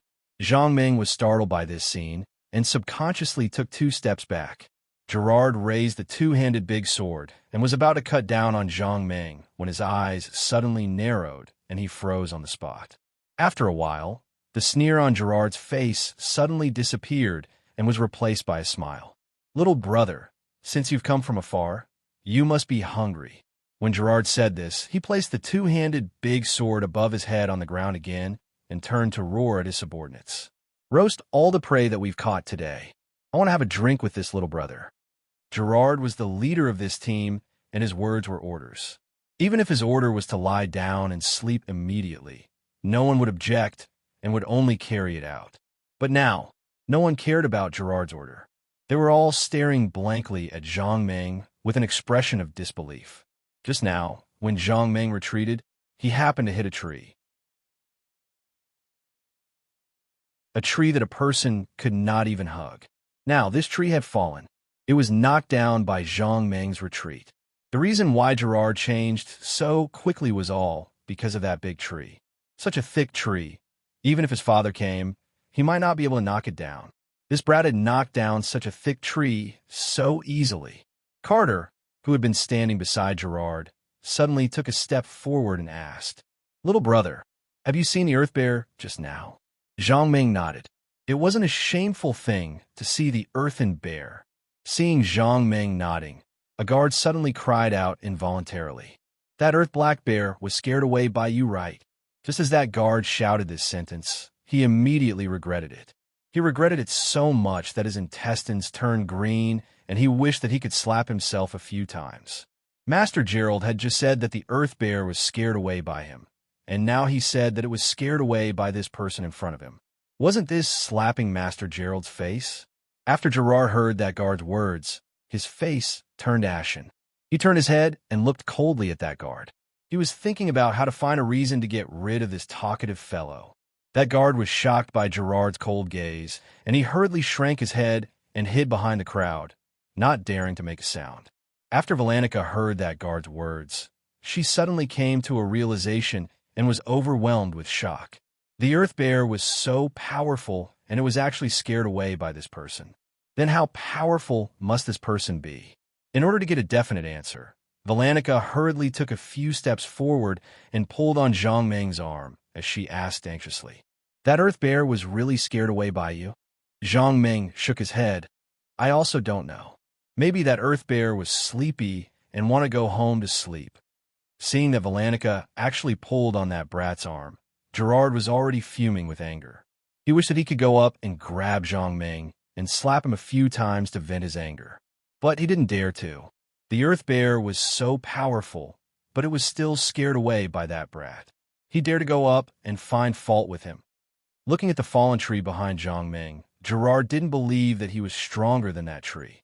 Seeing that Valenica and Zhang Ming were so close to each other, Gerard fiercely clenched his teeth and admitted defeat. At this moment, the guard who went to look for the injured returned and reported to Gerard, "Master Gerald, a total of 4 members are injured. The rest of them are dead in battle." Gerard's heart was instantly shocked. They hadn't found a nightmare eagle, and they had already lost half of their members. This wasn't good news. First, bury the dead on the spot. For the injured members, hurry and treat them. When he thought about how the earthen bear had only used such a short period of time to kill so many of his people, then he looked at Zhang Meng, who was opposite him, and he felt extremely fortunate in his heart. Fortunately, I didn't make a move earlier, otherwise I would have surely died a horrible death. Suddenly, Gerard's eyes lit up. This brat was so powerful. If he could take him in as a subordinate, wouldn't that be awesome? Gerard carefully thought about the feasibility of this plan, and then looked at Zhang Meng's clothes. He felt that it shouldn't be a problem. Thinking of this, Gerard immediately turned his head and shouted to his subordinates, "Hurry and roast the prey. This young master wants to have a good drink with this little bro." After waiting for his subordinates to start the fire, he turned his head and looked at Zhang Meng with a spring breeze smile on his face. "Little bro, come over quickly. Let's sit down and talk." Zhang Meng shook his head. He wasn't interested in talking to Gerard. "You go to your work. I want to talk to Valanica." Seeing that Zhang Meng ignored him and insisted on talking to Valanica, Gerard's anger ignited in his heart. But in the next moment, seeing the tree behind Zhang Meng, he couldn't help but swallow his saliva. Bear with it. Who asked him to be so powerful?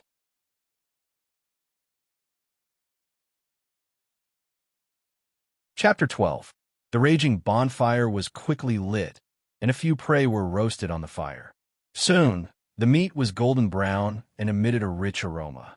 Valanica handed a piece of roasted meat to Zhang Meng and asked curiously, "Have you fought with the Bear of Earth before today?" Zhang Meng nodded. "Last night, I knocked it down with a big tree. Then it got up and ran away." At this point, Zhang Meng did not want to continue on this topic and asked directly, "You're Valanica?" Valanica nodded and asked, "What's your name?" "Zhang Meng." "Valanica, Zhang Meng, you're really not from the Magic Empire. You're from the Dao Kingdom?" Zhang Meng nodded and asked, "Are you a mage?" Valanica hesitated for a moment before answering, "I'm a priest apprentice of the temple, not a mage." "Zhang Meng, when you were fighting with the Bear of Earth, what was the magic you used?" "Valanica, that skill is the lowest level lightning attack." At this point, she added a little embarrassedly, "I only know that one magic skill." Zhang Meng smiled and suddenly pointed at the staff in her hand and said, "Can I see this?" Valanica saw this and hurriedly raised the small wooden stick in her hand and asked, "Do you want to see my staff?" Zhang Meng nodded quickly. Valanica did not hesitate and directly put the staff in Zhang Meng's hand. This magic staff was the most common magic staff. It was made from a piece of black wood that could transmit magic power. Its price was not even comparable to a sword or saber. Of course, this was not to say that the staff was worthless. A better staff would be made of better materials and could transmit magic faster. If it was a better staff, it would be inlaid with various enhancement gems. The role of these gems was like an amplifier, increasing the amount of magic released or increasing the speed of releasing magic. How much magic could be added or how much faster the speed of releasing magic depended on the quality and type of the gems. There was no need to list them one by one here. Zhang Meng took the staff made of black wood and looked at it carefully, but he did not find anything different. He could only return the staff to Veronica and ask, "Is there anything different about it? What's the use of the staff?" Valanica took the staff and said with a smile, "This staff isn't of much use. It can only channel my mana, but it won't have any amplification effect." In the distance, Gerard saw the two talking enthusiastically and could not help but be angry. He originally wanted to recruit Zhang Meng as his subordinate to increase his strength, but seeing Zhang Meng and Valanica being so close, Gerard was angry and decided to give up on Zhang Meng. Looking at Zhang Meng in the distance, Gerard sneered. He pulled a guard beside him and whispered a few words. After hearing this, the guard was stunned at first, then a trace of fear flashed in his eyes. Seeing that the guard stood still, Gerard could not help but snort coldly. "Do you want to disobey the order?" The guard was suddenly awakened by Gerard's cold words. He hurriedly responded and turned to leave. Looking at the back of the guard, Gerard, who had been sneering, suddenly shouted, "Add more seasoning for our guest.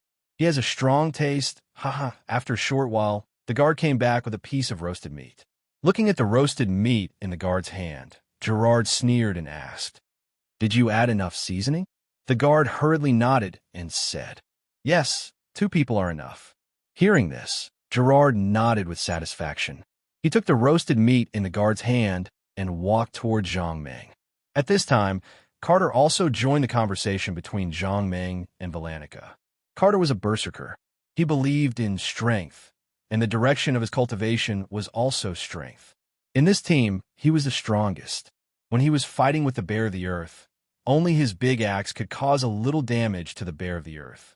Carter was promoted to a second-level warrior 5 years ago, but until now, his strength had not increased at all. He was still a second-level warrior. Because of this, he had consulted many experts. However, without exception, all the experts had told him the same thing: continue to cultivate. Therefore, Carter worked even harder. However, after cultivating for more than a year, his strength still did not increase at all. It was even more hopeless for him to be promoted. Carter's hair almost turned white because of this. Today, when he saw Meng Jing's terrifying strength, he had long wanted to ask for advice, but unfortunately, he did not have the chance. Coincidentally, he saw wine in front of Meng Jing. Taking this as an excuse, he brought the wine bowl to Meng Jing and said with a smile, "Little brother, my name is Carter. May I know your name?" As the saying goes, one does not hit a smiling person. Carter brought the wine and spoke very politely. Zhang Meng hurriedly reached out to take the wine and answered with a smile, "My name is Zhang Meng. You can call me Mengzi." Mengzi. Carter was stunned. He did not expect the other party to be so polite. After thinking for a while, he replied with a smile, "Okay, I'll call you Brother Meng from now on." Hearing this address, Zhang Meng nodded with satisfaction. This kid was quite good at making things up. Moreover, looking at him, it seemed that he had a favor to ask of him. Based on the other party's address, he would help him. Thinking of this, Zhang Meng had to point to the ground beside him. "Sit down, let's sit and talk." Carter was overjoyed when he heard this. He quickly sat beside Zhang Meng, raised the wine in his hand, and said to Zhang Meng, "Brother Meng, let's drink first." Zhang Meng nodded, picked up the wine bowl in his hand, and took a small sip first. In his previous life, if he drank white wine, his alcohol tolerance was only 2 ounces. If it was beer, he could not exceed 2 bottles. The big bowl in his hand was at least a caddy. Looking at the quality of the wine, it was white wine. As soon as the wine entered his mouth, Zhang Meng felt a mellow, slightly spicy, and slightly sweet wine fragrance spread in his mouth. After a while, Zhang Meng swallowed the wine and sighed. "This wine is really good. It's delicious." Carter saw that Zhang Meng was drinking happily, and his heart was quite happy. This wine was not a common one. It was good wine that he brought himself. Carter liked to drink, and he liked to drink good wine. Moreover, his family was rich and could support him to buy good wine. Therefore, every time he went out, he would buy a big bag of good wine and bring it with him. When he was hungry, he would drink a few mouthfuls. "Brother Meng, if it's delicious, drink more. I have more here," Carter said as he took the bag of wine from his waist and placed it in front of Zhang Meng. Zhang Meng did not hesitate. He directly raised his head and drank the big bowl of wine in his hand.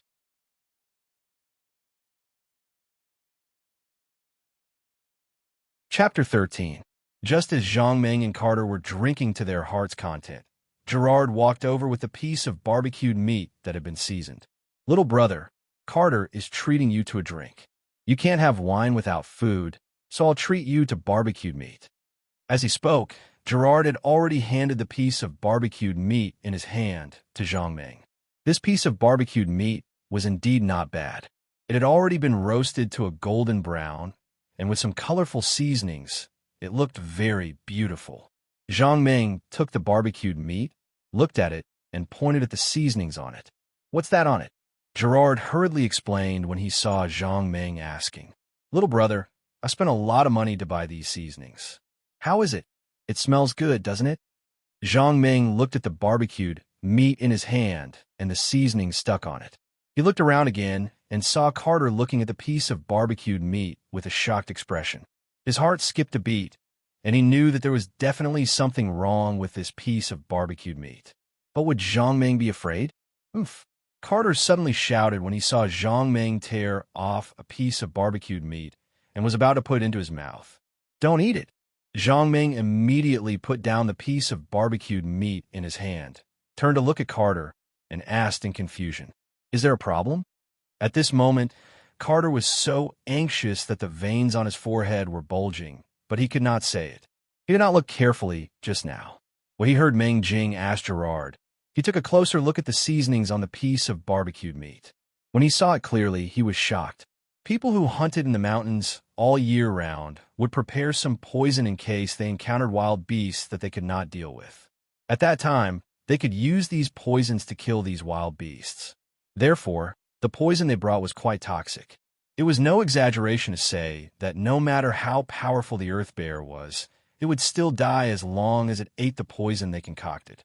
Now, the piece of roasted meat in Meng Jing's hand was covered with the kind of poison that could kill an earth bear. The amount of poison on that piece of meat was simply appalling. It was as if the entire piece of meat had been covered in poison, and the poison had been evenly stuck to every part of the meat. Seeing so much poison on the roast meat, Carter was stunned for a moment. After a long while, he came back to his senses and saw that Zhang Ming was about to eat the roast meat. He was so scared that he hurriedly shouted and stopped Meng Jing. When Gerard heard Carter's words, he was furious. He turned his head and glared at Carter, gritting his teeth and asking, "Carter, is there something wrong with this piece of roast meat?" Seeing Gerard's fierce gaze, Carter lowered his head helplessly. Gerard's family was definitely second to none in Crimson Fire City. In terms of strength, they were extremely powerful. It could be said that if Gerard wanted someone to die, that person would definitely not be able to see the sun tomorrow. The Custer family was just that awesome and powerful. Carter's family, on the other hand, was only a second-rate family in Crimson Fire City. They simply did not have the strength to contend with the Custer family. In terms of martial arts, Carter did not take Gerard seriously at all. Carter was a second-rate warrior. Gerard was a first-rate warrior. Although there was only a small gap between the two of them, Carter would definitely be able to defeat Gerard without getting hurt. However, even if Carter could defeat Gerard, he still did not dare to provoke Gerard. The difference in their family backgrounds was too great. If Gerard's family wanted to destroy Carter's family, it would only take an hour. In order to not cause trouble for his family, Carter could only endure. Seeing that Carter was terrified, Gerard nodded in satisfaction. Just as he was about to turn around and look at Zhang Ming, Carter suddenly raised his head and begged, "Master Gerald, please don't treat this little brother to this piece of barbecued meat. Can you change it to another piece?" Gerard was a little unhappy when he heard this and said angrily, "Do I need your permission to treat others to barbecued meat? Get out of the way. Otherwise, don't blame me for turning hostile." After being reprimanded by Master Gerald, Carter was so angry that his face turned red. However, there was nothing he could do. He could only turn around and desperately give Zhang Ming a look. Gerard saw that Carter was not speaking and ignored him. He turned around and looked at Zhang Ming with a smile. "Little brother, you should eat the barbecued meat while it's hot. Otherwise, it won't taste good when it's cold." Zhang Ming nodded when he heard this. "You're right. Barbecued meat should be eaten while it's hot. However, I can't finish such a big piece of meat myself. Why don't you have some too?" Zhang Ming had already passed the barbecued meat over as he spoke. When Gerard saw this, he was so scared that he immediately took 2 steps back. He was afraid that Zhang Ming would be too enthusiastic and force him to eat a mouthful of barbecue. That would be terrible. At that time, even God would not be able to save him. Zhang Ming did not mind when he saw that Gerard was not eating.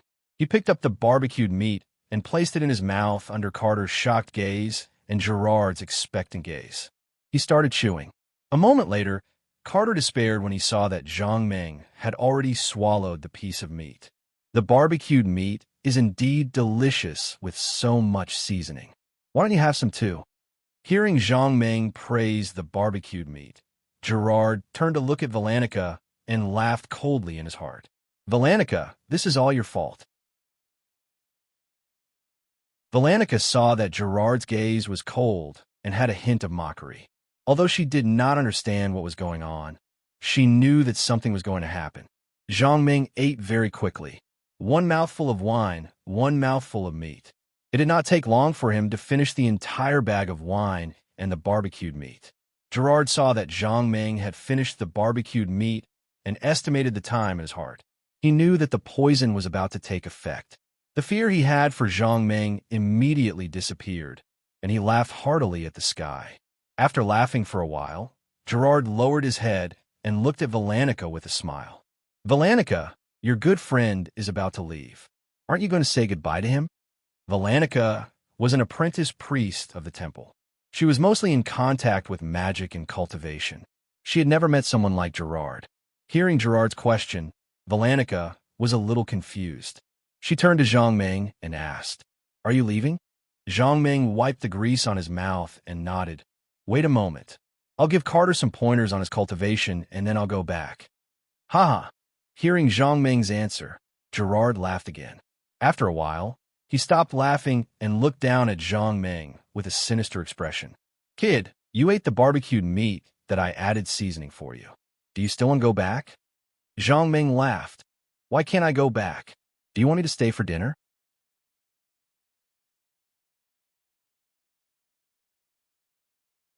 Chapter 14.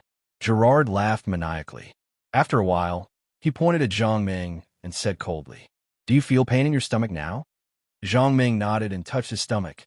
"I ate a little too much. I'm too full." Gerard heard this, and his eyes turned cold. "To tell you the truth, you didn't eat too much. It's because you ate the special seasoning that I added for you." At this point, Gerard took another step forward and said in a cold voice, "No matter how powerful you are, as long as you eat this poison, you won't be able to hold on for long."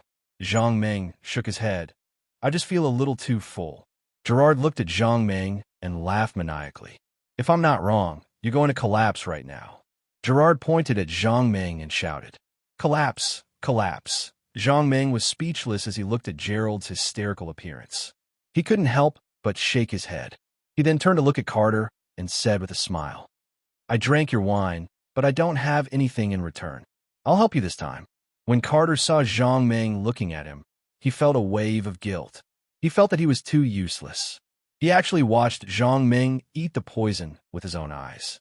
Thinking of this, Carter's eyes turned red, and he suddenly shouted, "Brother Ming, I'm sorry, I'm sorry." At the end of his sentence, Carter, the burly man, actually had tears in his eyes. Zhang Ming walked slowly to Carter's side and placed his hand on his shoulder. He scanned his body with his mind. In just a moment, he found a problem. Carter's meridians were damaged in many places. His inner breath was not strong to begin with. If his meridians were damaged, his strength would not increase. Of course, this was not absolute. If Carter cultivated for 30 to 50 years, his inner breath would increase to a certain level, and he would be able to repair these damaged meridians. Repairing these damaged meridians was a piece of cake for Zhang Ming. As long as he willed it, those damaged meridians would naturally be restored to their original state. As soon as Zhang Ming finished repairing Carter's meridians, Carter felt a wave of heat spreading throughout his body. In the end, the heat spread throughout his body. This is impossible. Carter was stunned. At this moment, Carter was stunned.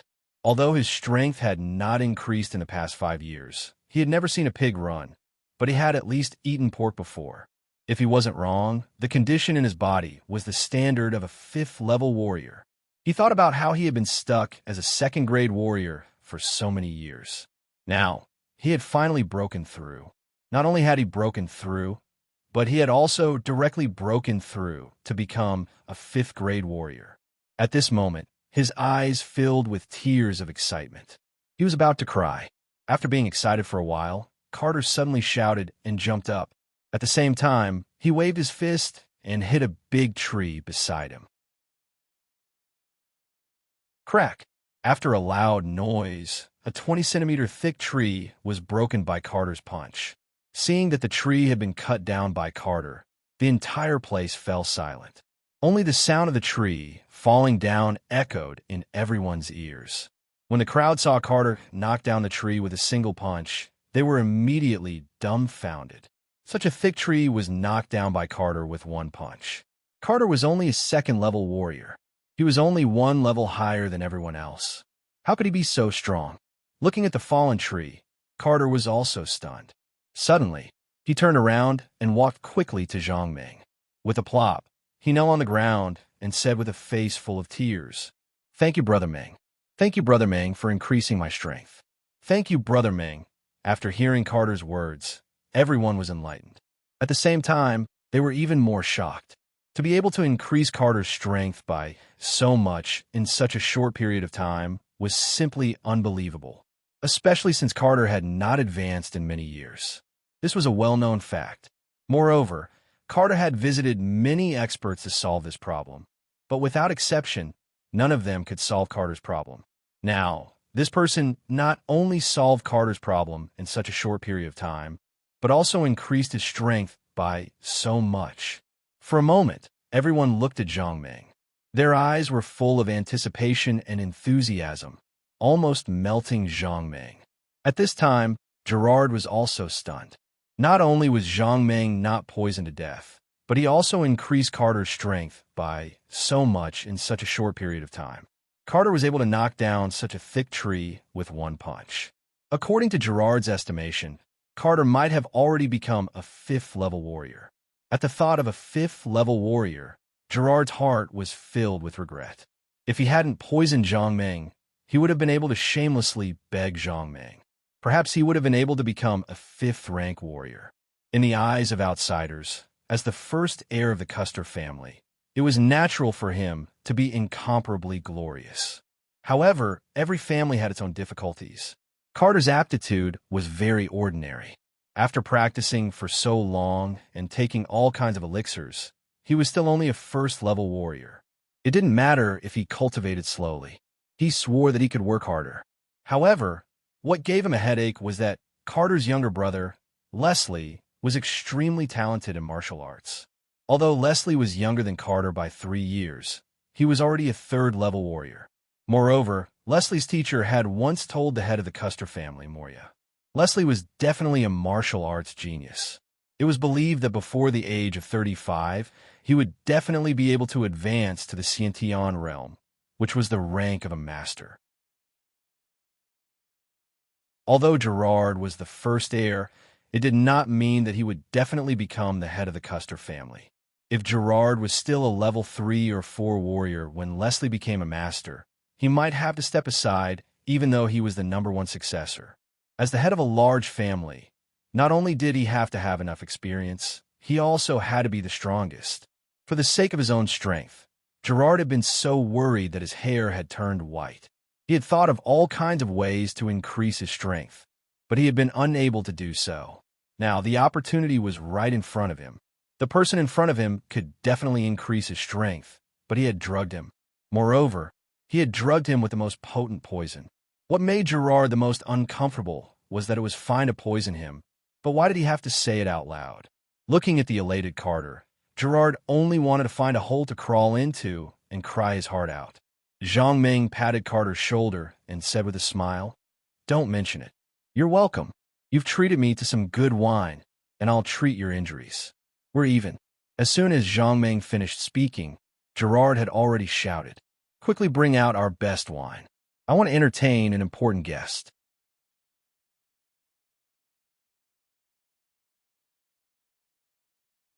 Chapter 15. Zhang Ming turned his head to look at Valenica and said with a smile, "It's getting late. I have to go back. The next time we meet, I'll have to ask you for some advice on magic." Valenica was already stunned by what had just happened. Although she wasn't a warrior, that didn't stop her from knowing about warriors. To be able to raise Carter from a 2nd-level warrior to a 5th-level warrior, this was simply impossible. After hearing Zhang Ming's words, Valenica nodded subconsciously. Then, she came to her senses and hurriedly asked, "Are you leaving?" Zhang Ming nodded. "I've eaten the barbecue and drunk the wine. It's time for me to go back. Goodbye." After speaking, Zhang Ming looked at Carter again, nodded, and turned to walk into the depths of the forest. Looking at Zhang Ming's back, Carter suddenly shouted, "Brother Ming, let me follow you." Hearing this, Zhang Ming didn't turn his head. He just waved his hand and laughed. "Your strength is too low. When your strength is enough, I'll allow you to follow me." As he spoke, Zhang Ming had already walked into the forest. At this time, no one in the group spoke. They all looked at Zhang Ming's back in shock. When Zhang Ming said that Carter's strength was too low, no one thought that Zhang Ming was bragging. Instead, they thought that it was natural. To be able to raise a person's strength from a second-level warrior to a fifth-level warrior, this person's strength should be at least at the master level. Some people even suspected that Zhang Ming's level might be at the grandmaster level. Slap. The silence was suddenly disrupted by the sound of a slap. Everyone looked at the sound and saw that Gerard's face was red and swollen. When Gerard saw Zhang Ming's back, his heart was filled with regret, and he couldn't help but slap his own face, seeing that everyone was looking at him. Gerard was ashamed and angry at the same time. He shouted in a stern voice, "What are you all looking at? Haven't you seen someone kill a mosquito before?" It wasn't easy to go back the way they came. Zhang Ming didn't know the way, and he had already walked so far. He could only slowly walk back while searching. Just like that, they walked until the sky was a little dark before they rushed back to the camp. Since he was still taking the same path, he naturally didn't see any prey. Zhang Ming returned empty-handed. Before he entered the camp, he smelled the aroma of barbecued meat. He couldn't help but feel happy. Looks like Fan Shouwu and the others aren't idiots. They still know to hunt for their own food. Zhang Ming thought as he walked toward the camp. He didn't walk far before he realized that something was wrong. At this moment, there was a bonfire burning in the middle of the camp. Fan Shouwu and the others were sitting around the bonfire. Everything was normal. The only thing that wasn't normal was that there were 5 more people around the bonfire. 5 people that Zhang Ming didn't know. Before Zhang Ming could get close, he heard someone yell, "Who dares to sneak around here?" Zhang Ming was shocked by this voice. He hurriedly looked towards the source of the voice and realized that the person who yelled was one of the 5 people that he didn't know. Everyone around the bonfire was alarmed by this voice and hurriedly looked towards Zhang Ming. Seeing that it was Zhang Ming, Shou hurriedly stood up and waved at Zhang Ming. "The Fierce Brothers, you're back. Come and sit." The middle-aged man saw that Shou knew the person and relaxed. He then looked at Shou and asked in a low voice, "Who is this person?" Shou also replied in a low voice, "He's the one that I told you about, the one that chased the bear of earth away." Hearing this, the middle-aged man carefully looked at Zhang Ming, who was walking over. He frowned and couldn't help but feel puzzled. He was a master and had already entered the innate realm. When he first arrived here, he had already heard about the big bear from Shou.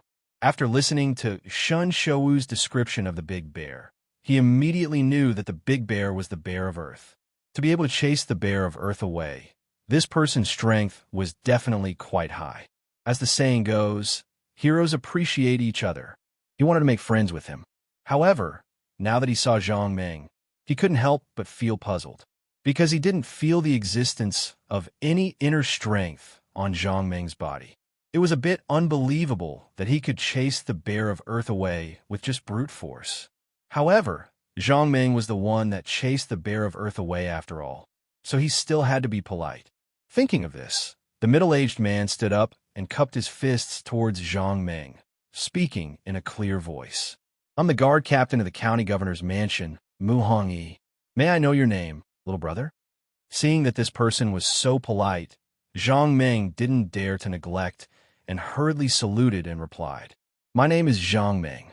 Mu Hongyi pointed to the seat beside him and said with a smile, "Little brother, you just came back.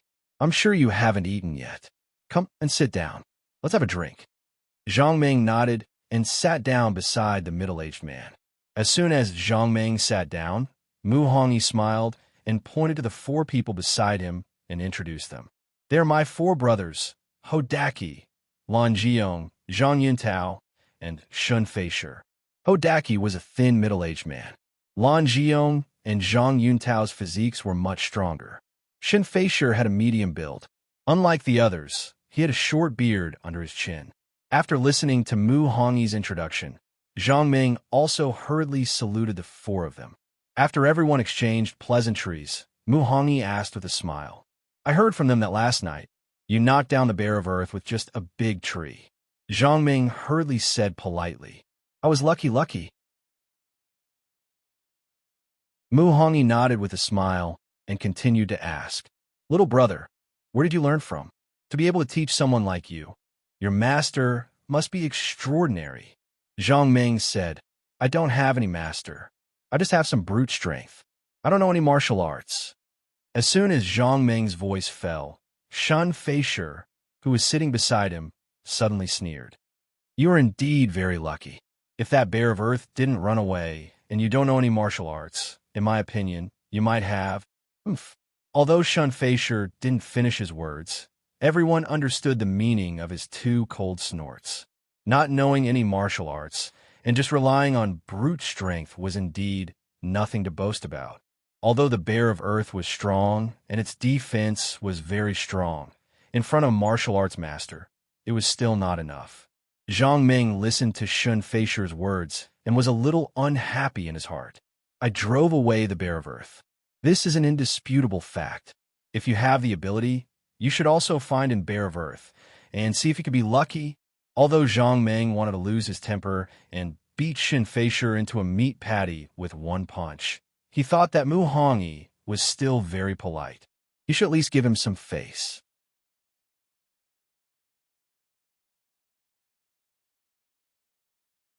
Chapter 16. As soon as Shun Feisher said this, the area around the bonfire fell into silence. Mu Hongyi was also a little unhappy when he saw his brother speak so mercilessly. However, he had to give his brother some face no matter what. Mu Hongyi was about to persuade him, but Ho Daki, who was sitting next to Shun Feisher, spoke first. Little brother, don't listen to him. He's a little drunk. People were like this. When you were really awesome, you didn't want to pretend to be awesome. It was like an ant was dissatisfied with a person and hit him with its head. Do you think that the person would fly into a rage? Of course not, because the person already had the ability to control the ant's life and death. How could the person have a mind to fight with him? Zhang Ming was like this. In his eyes, Shun Feisher was no different from an ant. If he wanted to deal with Shun Feisher, he didn't even need to do it himself. He only needed to blow at Shun Feisher to kill him. This was not Zhang Ming boasting, it was the truth. Although Zhang Ming thought so, Shun Feisher didn't think so. Among the five, Shun Feisher was ranked fifth, the weakest one. He didn't accept it. He always wanted to take the opportunity to move up his ranking. So, he went around picking on his brothers. Gradually, his ranking didn't rise. Instead, he fell into the habit of picking on others. At this moment, after hearing Ho Daki's words, Shun Feisher was overjoyed. Ho Daki was ranked second among the 5 people. His best weapon was an iron bow. His archery skills were unpredictable and no one could match him. Shun Feisher had never thought about the position of the leader because he had seen Mu Hongyi make a move. If Mu Hongyi used his unique skill, flowing light, Shun Feisher believed that he would never be able to catch it. So, Shun Feisher had never thought about the position of the leader, but it was hard to say about the second position. Although Ho Daki's archery skills were unparalleled, Shun Feisher believed that in close combat, Ho Daki was definitely not his opponent. After hearing Ho Daki's words, Shun Feisher reached out and stroked the short beard under his chin. He sneered and said, Second brother, don't you agree with me? Ho Daki was a straightforward person and didn't have any tricks up his sleeve. Hearing Shun Feisher's question, he smiled and said, Fifth brother, no matter what, this little brother can be considered to be rather formidable since he was able to drive away the earthen bear with his strength alone. Humph! Shun Feisher snorted, pointed at Zhang Ming, and sneered. Second brother, if the earth bear didn't run away and continue to fight with him, who do you think would win in the end? When Ho Daki heard this, he glanced at Zhang Ming and replied, If the earthen bear continues to fight, it's hard to say who will win. Shun Feisher asked after hearing that. Then, second brother, what's wrong with me saying that this young man was lucky enough to escape with his life? Ho Daki listened to Shun Feisher and was a little stunned. For a moment, he couldn't find the words to refute him. Seeing that the two of them were about to quarrel, Mu Hongyi's expression immediately became ugly. Immediately after, he shouted loudly, Stop talking. Mu Hongyi's words were still very effective. After a shout, Shun Feisher and Ho Daki stopped talking. They both lowered their heads and drank silently. Without Shin Feisher, the nitpicky guy, the atmosphere in the field became better after a while. Seeing that everyone was in high spirits, Zhang Meng was surprised to find that all the wailing and screaming had disappeared. Even old Luo, who was still limping when Zhang Meng left, was no longer limping. He actually gathered around the bonfire and began to drink with everyone. Seeing this strange thing, Zhang Meng hurriedly asked Fan Shouwu, who was next to him. Fan Shouwu heard this and hurriedly cupped his hands towards Mu Hongyi, who was sitting in the middle. This is all thanks to the holy medicine that Lord Mu and the others brought for healing. That's why I can recover in such a short time. Mu Hongyi heard this and sighed. It's a pity that those medicines have been used up. When we encounter the nightmare eagle, if someone is injured, there won't be any medicine left. Shun Feisher, who had been silent, immediately flattered his boss when he heard him speak. What are you afraid of? With Big Brother here, what is there to be afraid of? Speaking of this, Shin Feisher sighed again before continuing.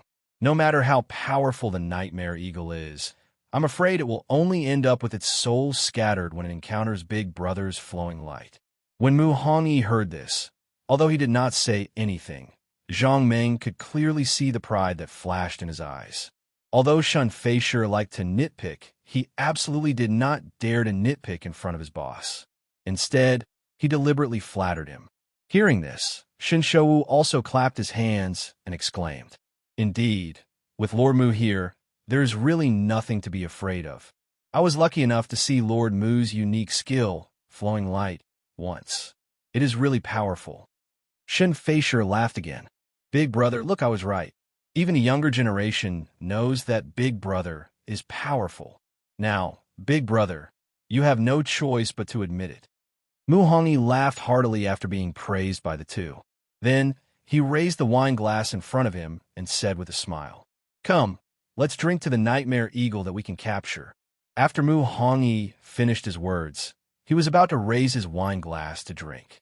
Ho Daki, who was sitting beside him, said with a worried face, Big Brother, I'm afraid it's not that simple.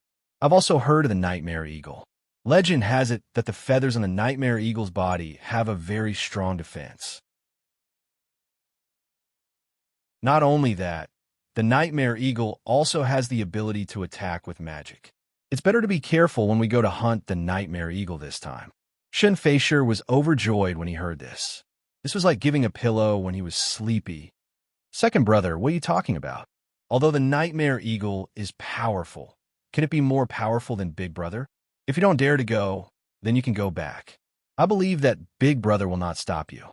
Speaking of this, Shin Feisher turned to look at Mu Hongyi and asked with a smile. Second Brother is afraid now and wants to go back.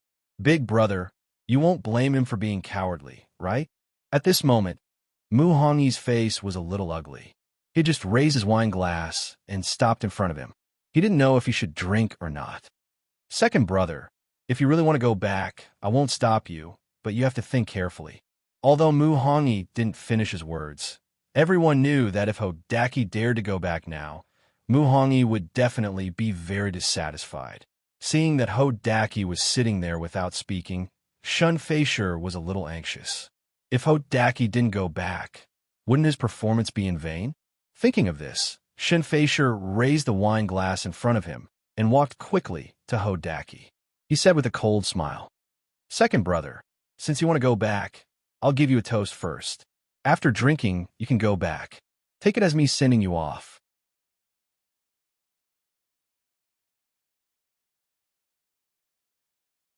Chapter 17. Ho Daki looked at Shun Feisher awkwardly. He didn't know whether to drink or not. If he drank, he would have to leave immediately. If he didn't drink, Shun Feisher looked as if he was going to force him to drink. Ho Daki was a little angry. He immediately stood up and pushed away the wine glass in Shun Feisher's hand and said unhappily, Old Five, what do you mean? How could Shin Feisher let go of such a good opportunity? As long as he put in more effort, Ho Daki would leave in anger. Shin Feisher pretended to be ignorant and asked, Second Brother, didn't you say that the Eagle of Nightmares was very powerful and you were afraid that we wouldn't be able to resist and wanted to go back. Hodaki heard this and immediately became angry. He reached out and pushed Shinfei and said angrily, "Old Five, what nonsense are you talking about? When did I say that I wanted to go back?" Hodaki didn't use much strength in this push, but Shinfei took 3 or 4 steps back and sat on the ground. A red light flashed across his face, and even the wine glass in his hand fell to the side. Seeing the two arguing like this, the third brother Lanzi hurriedly gave his junior brother a look. Then he strode to Shinfei's side and helped him up. The fourth brother Zhang Yuntao also hurriedly stood up and grabbed Hodaki's arm with both hands and tried to persuade him. "Second brother, don't be angry. We're all brothers. If there's anything, we can talk about it." Hodaki was a little dumbfounded. He didn't use any strength just now. How could he push old Five so far away? Could it be that his power has greatly increased? After Shinfei was helped up by Lan Zi, his face became very ugly. He suddenly broke free from Lan Zi's support and shouted loudly, "Second brother, is this how you treat your brothers? I offered you a toast with good intentions, but you secretly plotted against me." Shinfei said and turned to look at Mu Hongyi. He was a little agitated. "Big brother, second brother is too much. I want to challenge him. I hope you can agree." Hearing Shinfei's words, Mu Hongyi was a little embarrassed. He turned to look at Hodaki. Mu Hongyi believed that no matter how many reasons Hodaki had, he should not have been so heavy-handed. Therefore, he wanted to hear Hodaki's explanation. Hodaki looked at the aggrieved Shinfei. Even if he was stupid, he understood. Just now, he just casually pushed Shinfei. It was impossible for him to push Shinfei that far. The only explanation was that Shinfei was pretending. Seeing his big brother looking over, Hodaki hurriedly shouted, "Big brother, don't listen to him. He's talking nonsense. I clearly didn't use any strength just now. He's just faking it for us to see." Mu Hongyi was stunned. Before he could react, Shinfei had already roared, "How dare you say that I'm faking it? I'll kill you." As he spoke, Shinfei quickly rushed towards Hodaki. The distance between Shinfei and Hodaki was not far, and Shinfei had suddenly launched an attack. At this moment, even if everyone wanted to stop him, they couldn't. They could only watch as Shinfei rushed towards Hodaki like lightning. Hodaki also didn't expect Shinfei to suddenly attack. In addition, he was a long-range attacker and not good at close combat. By the time he reacted, Shinfei had already rushed in front of him. Seeing Shinfei's ferocious expression and his fist coming towards him, Hodaki's heart suddenly turned cold.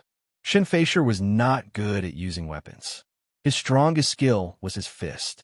His most powerful martial art was called Heart-Destroying Fist. Heart-Destroying Fist, as the name implied, after hitting the enemy, the power of the fist would directly destroy the enemy's internal organs. It was considered an extremely powerful boxing skill.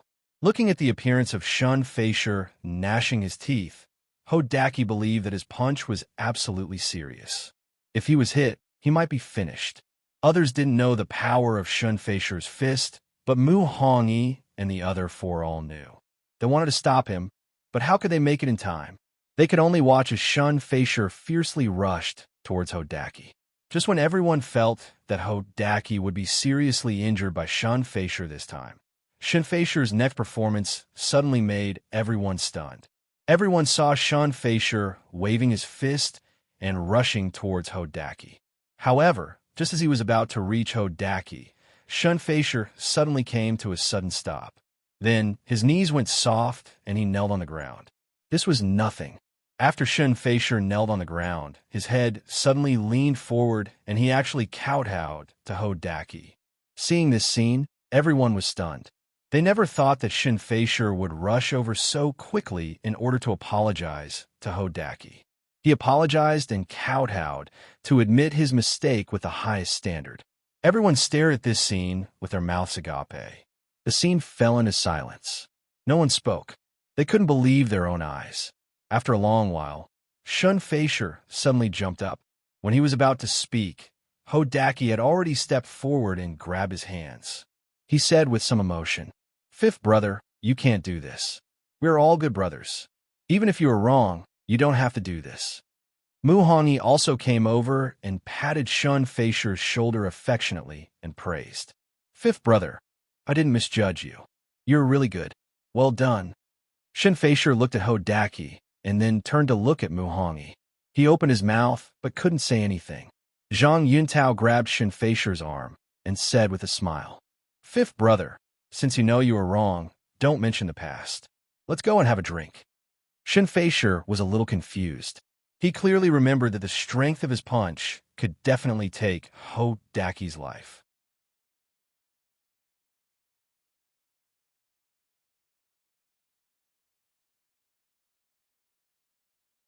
Chapter 18.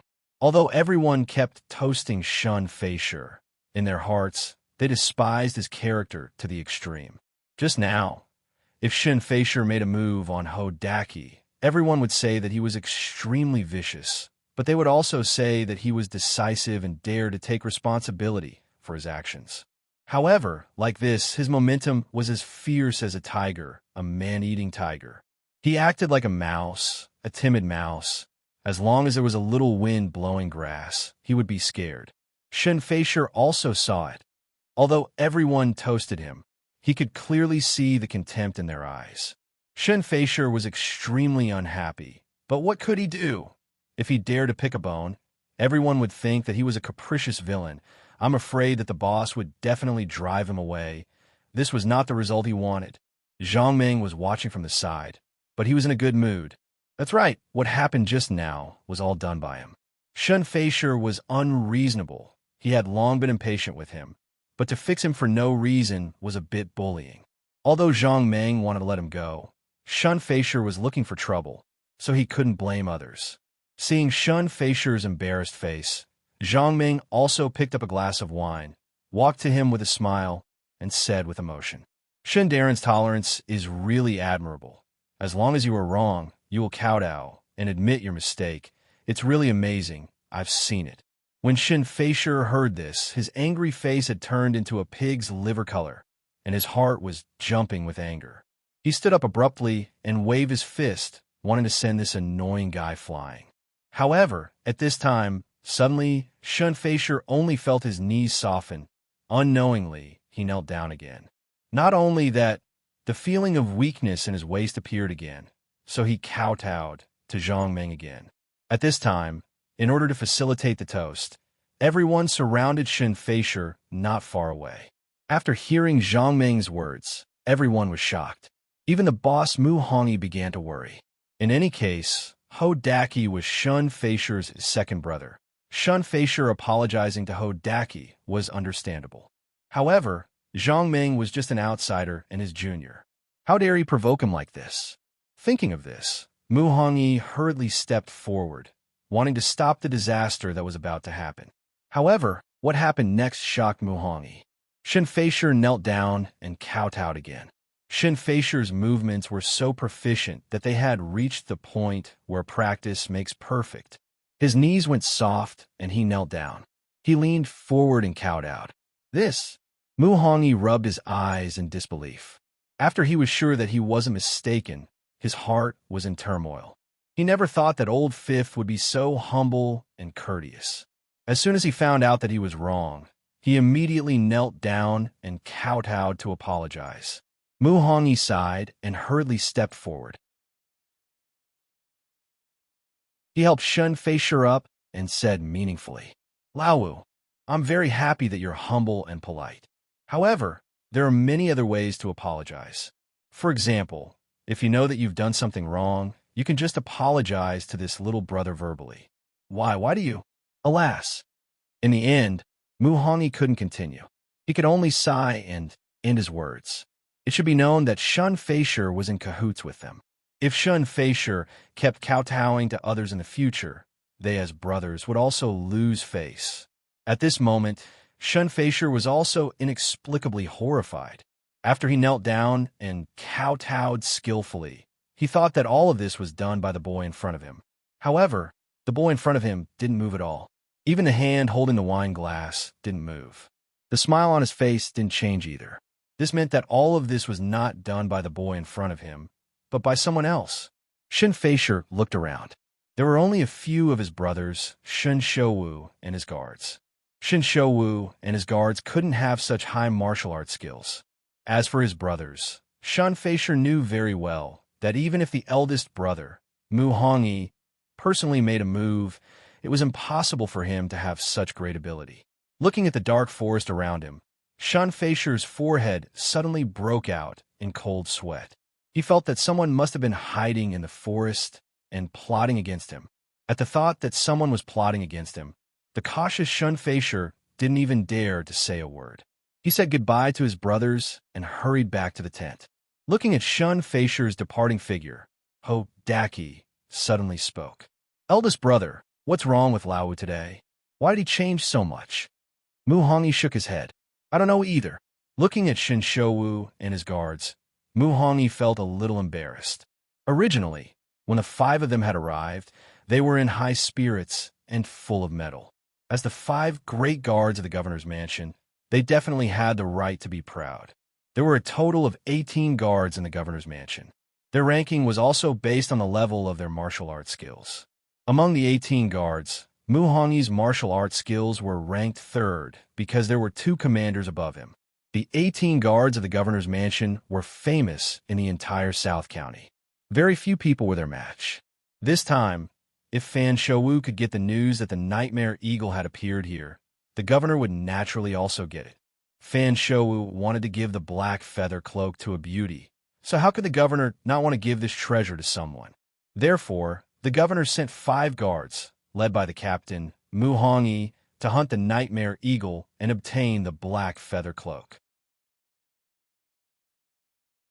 Due to the fact that Fan Shouwu and the others were taking the same route as Mu Hongyi and the others, it was no surprise that they encountered each other. Fan Shouwu naturally knew how powerful Mu Hongyi was, so he was very respectful to Mu Hongyi and the other 5 people and flattered them nonstop. Mu Hongyi relied on his high status and martial arts skills, so he naturally accepted everyone's respect and flattery with a clear conscience. However, just as Mu Hongyi and the others were feeling smug, Shen Feisher seemed to be sick and kowtowed everywhere to admit his mistake. This was like a certain family's son kowtowing and apologizing to others whenever he made a mistake. Then, his parents would probably be embarrassed. Seeing everyone's strange gazes, Mu Hongyi felt that there was no point in staying any longer. He used the excuse that he was a little tired from the journey and returned to the tent.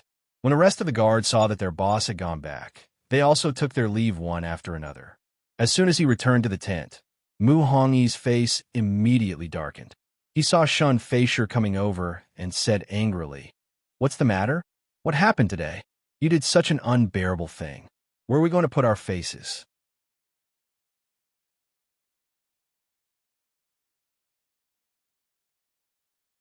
Chapter 19. After Mu Hongyi and the others returned to the tent, Fan Shouwu went up to Zhang Meng and asked in a low voice, "The fierce brothers, why would Shen Shiwei kowtow to you?" Zhang Meng heard this and spread out his hands. "How would I know? You saw it too. I only said a few words and he knelt down and kowtowed." At this point, Zhang Meng held back the laughter in his heart and pretended not to know anything. "I say, does that Shen Shiwei have this problem? He kowtows whenever he sees someone." Fan Shouwu heard this and looked at Zhang Meng for a while. Then he suddenly patted Zhang Meng's shoulder and laughed. "Problem? It seems that he really has this problem." Thanks to the healing medicine that Mu Hongyi brought, everyone recovered after a night's rest. The next day, everyone left the camp and continued to walk deeper into the mountains. Along the way, Mu Hongyi and the others acted as if they were facing a great enemy. Their hands were always on their weapons, and they were always observing their surroundings. Shen Feisher was like a bird that was startled by the twang of a bough.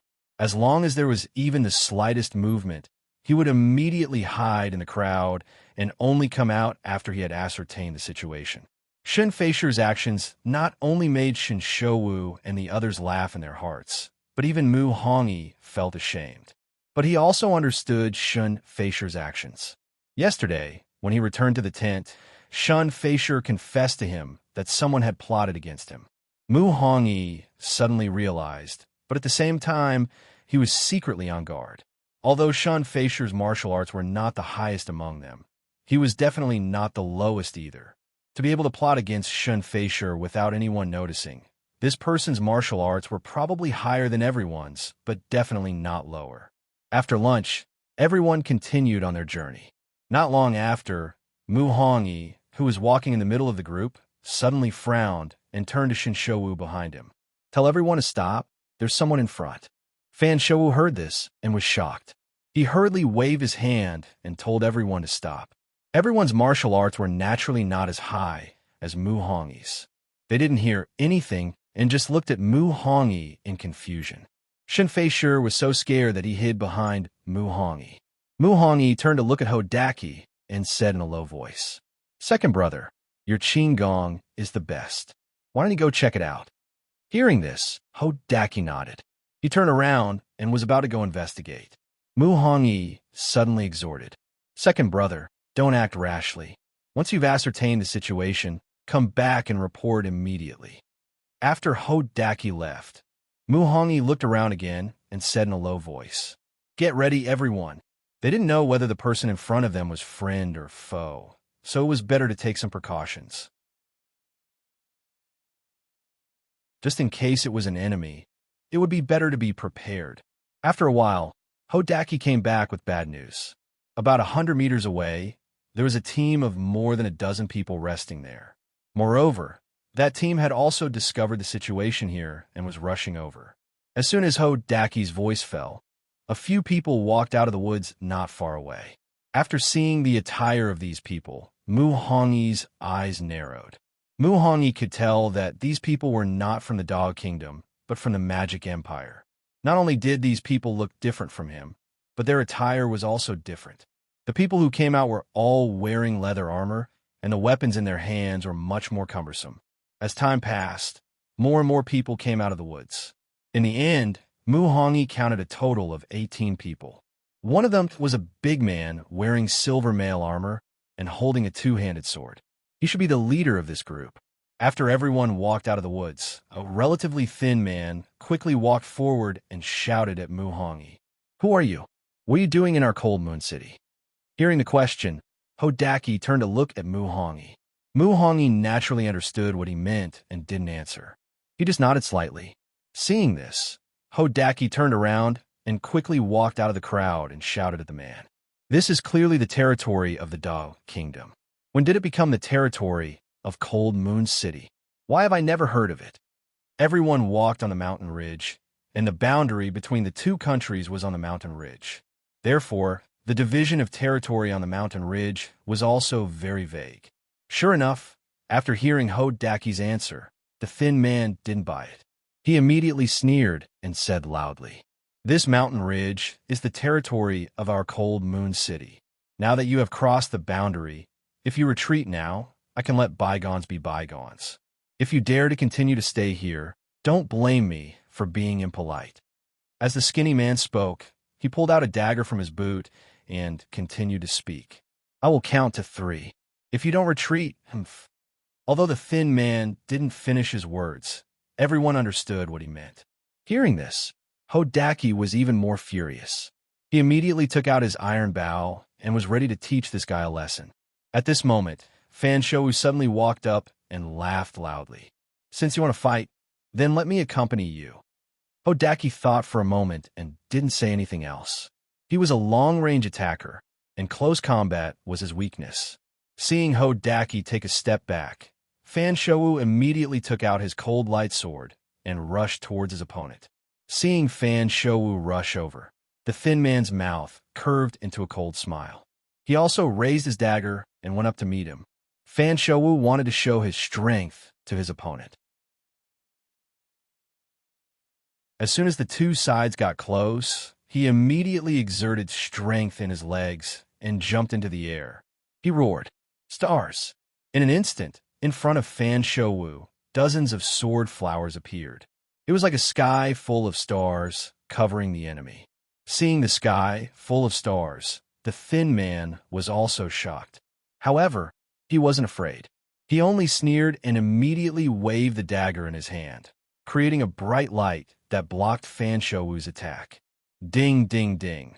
The two weapons clashed together, and a series of metal clashing sounds rang out. The sounds continued for a while before calming down. After the two finished their moves, Fan Shouwu was immediately sent flying back. He flew for 4 to 5 meters before landing on the ground. Then, a look of shock appeared on his face. He didn't think that his opponent would be so fast. He had created a total of 23 stars, but his opponent had blocked them all in the blink of an eye. Not only did he block them, he even sent him flying back. It seemed that this person's martial arts were much higher than his.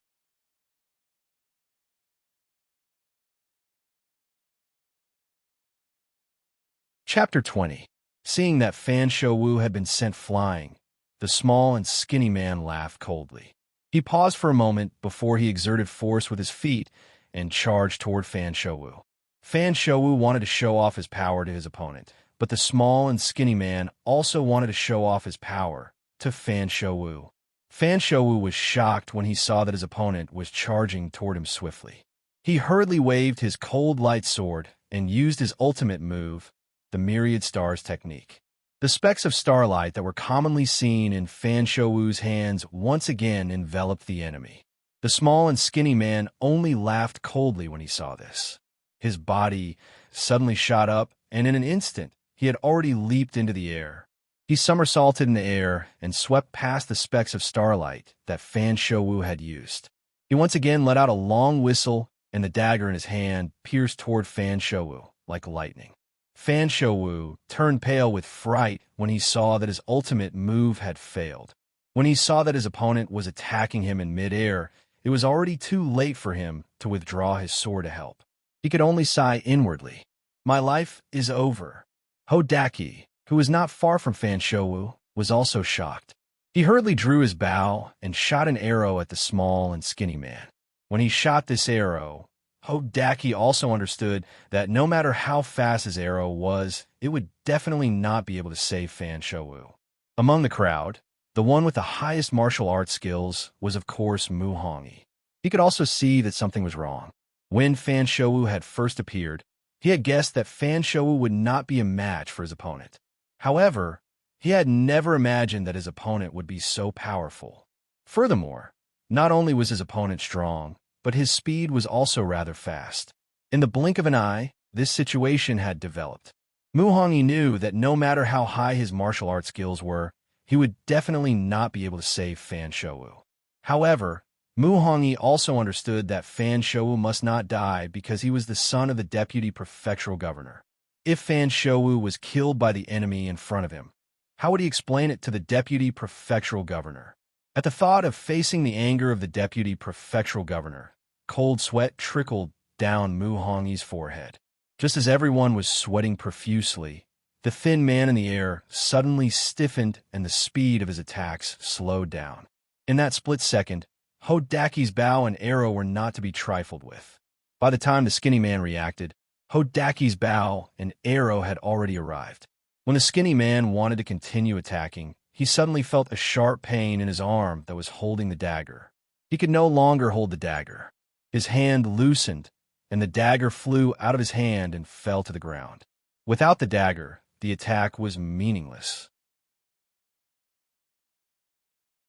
The moment the skinny man landed on the ground, he ignored the pain in his arm and immediately jumped up again, fleeing in the direction he came from. Seeing such a strange scene, everyone on both sides was stunned. Mu Hongi was overjoyed. As long as Fan Shouwu was fine and could still breathe, everything would be fine. Thinking of this, Mu Hongi immediately shouted at Fan Shouwu. Fan Gongzi, come back quickly. You're in too much danger. Fan Shouwu, who had been standing there in a daze, immediately came back to his senses when he heard Mu Hongi's shout. He hurriedly ran back. Fan Shouwu had just taken a step when everyone heard the sound of something breaking through the air.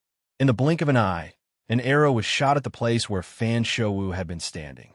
Looking at the shaking tail of the arrow, Mu Hongi was so shocked that cold sweat broke out on his forehead again. The enemy had an archer. Since the enemy had an archer, it was impossible for them to stop after shooting this arrow. In other words, Fan Shou was still in danger. As soon as this thought appeared in Mu Hongyi's mind, he immediately shouted, "Second brother, quickly stop the enemy's arrow." As soon as Mu Hongyi's voice fell, the sound of an arrow breaking through the air was heard again. In fact, even if Mu Hongyi had not instructed Hodaki, when the enemy shot the first arrow, Hodaki had already begun to draw his bow and arrow, paying attention to the enemy's archer. When the enemy shot the second arrow, Hodaki also shot an arrow like lightning. Although Hodaki was not very good at close combat, he could definitely be considered an expert in long-range combat. Not long after Hodaki shot the arrow in his hand, everyone heard a clear collision sound. Ding! After the sound, Hodaki's arrow collided with the enemy's arrow and both fell to the ground. In the blink of an eye, Fan Shou finally escaped successfully and ran into the crowd. Seeing the pale and sweating Fan Shou run back into the crowd, Mu Hongyi breathed a sigh of relief. At the same time, he turned to look at Hodaki and praised him loudly. "Good job, second brother." Hearing Mu Hongyi's praise, Hodaki did not dare to relax. He did not even turn his head and continued to watch the enemy, guarding against the enemy's sudden attack. However, Hodaki's worry was unnecessary. After the enemy shot the two arrows, they did not attack again. Instead, they surrounded the thin man and said something. Although the enemy did not move, no one dared to relax their vigilance. At this time, those who dared to relax their vigilance were either fools or idiots. Seeing that the enemy had stopped moving, Zhang Yuntao could not help but lean over to Mu Hongyi and ask, "Big brother, what should we do next?" Mu Hongyi's gaze was fixed on the enemy. After hearing Zhang Yuntao's question, he withdrew his gaze and said slowly, "There's no other way now. We can only wait and see."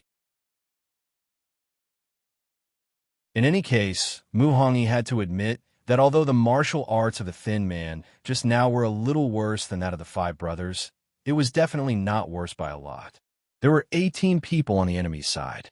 If they all had this kind of martial arts, then their side might not be a match for them.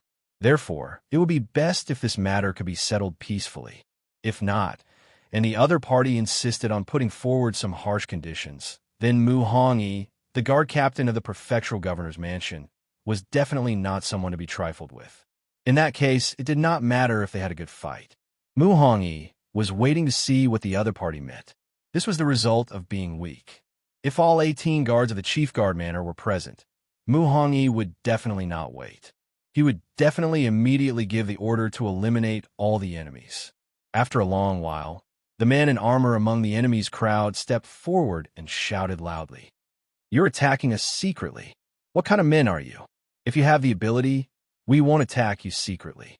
Let's fight fair and square." Seeing the other party's attire, Mu Hongyi felt that he should be the leader of the other party. He took a few steps forward and walked out of the crowd as he shouted loudly, "It's you who are not righteous and try to kill us. That's why we were forced to fight back."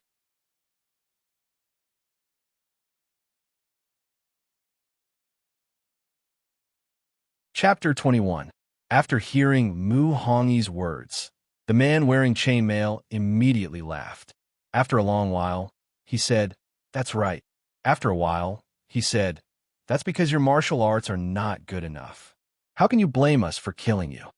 Hearing this, Mu Hongyi sneered and continued to shout, "In that case, let's have a fair fight and see whose martial arts are not good enough." The man in chainmail immediately clapped his hands and said with a big laugh, "In that case, let's not talk nonsense. Tell us, how should we fight?" Mu Hongyi thought for a moment. On his side, only the 5 of them had decent martial arts skills. The rest of them had no combat power at all. Hence, he shouted, "Let's go. Each side will send out 5 people. Then, these 5 people will fight it out. The losing side will leave, and the remaining side will stay. What do you think?" The man in chainmail thought for a while and immediately replied, "Okay, in that case, let's do it this way. Each side will send out 5 people. The winning side will stay, and the losing side will leave." The man in chainmail was called Green. The people behind him were from the same mercenary group as him. Green was the leader of this mercenary group, the leader of the Fierce Wind mercenary group in Cold Moon City. Green and the others had also received a mission from the Nightmare Eagle. The Raymond family, the #1 family in Cold Moon City, had issued a reward. As long as they could find the trail of the Nightmare Eagle, they would be rewarded with 200 gold coins. 200 gold coins was definitely not a small amount. The key was that this mission did not require them to hunt the Nightmare Eagle. They only needed to find its trail. Compared to the task of escorting goods, this task was much better. After all, escorting a lot of goods would be very dangerous.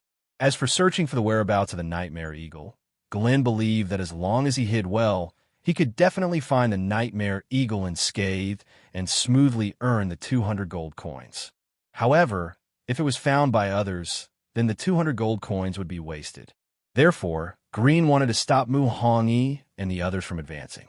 Since both sides had decided to use martial arts to decide the winner, then it was time to choose people. Mu Hongyi did not need to choose.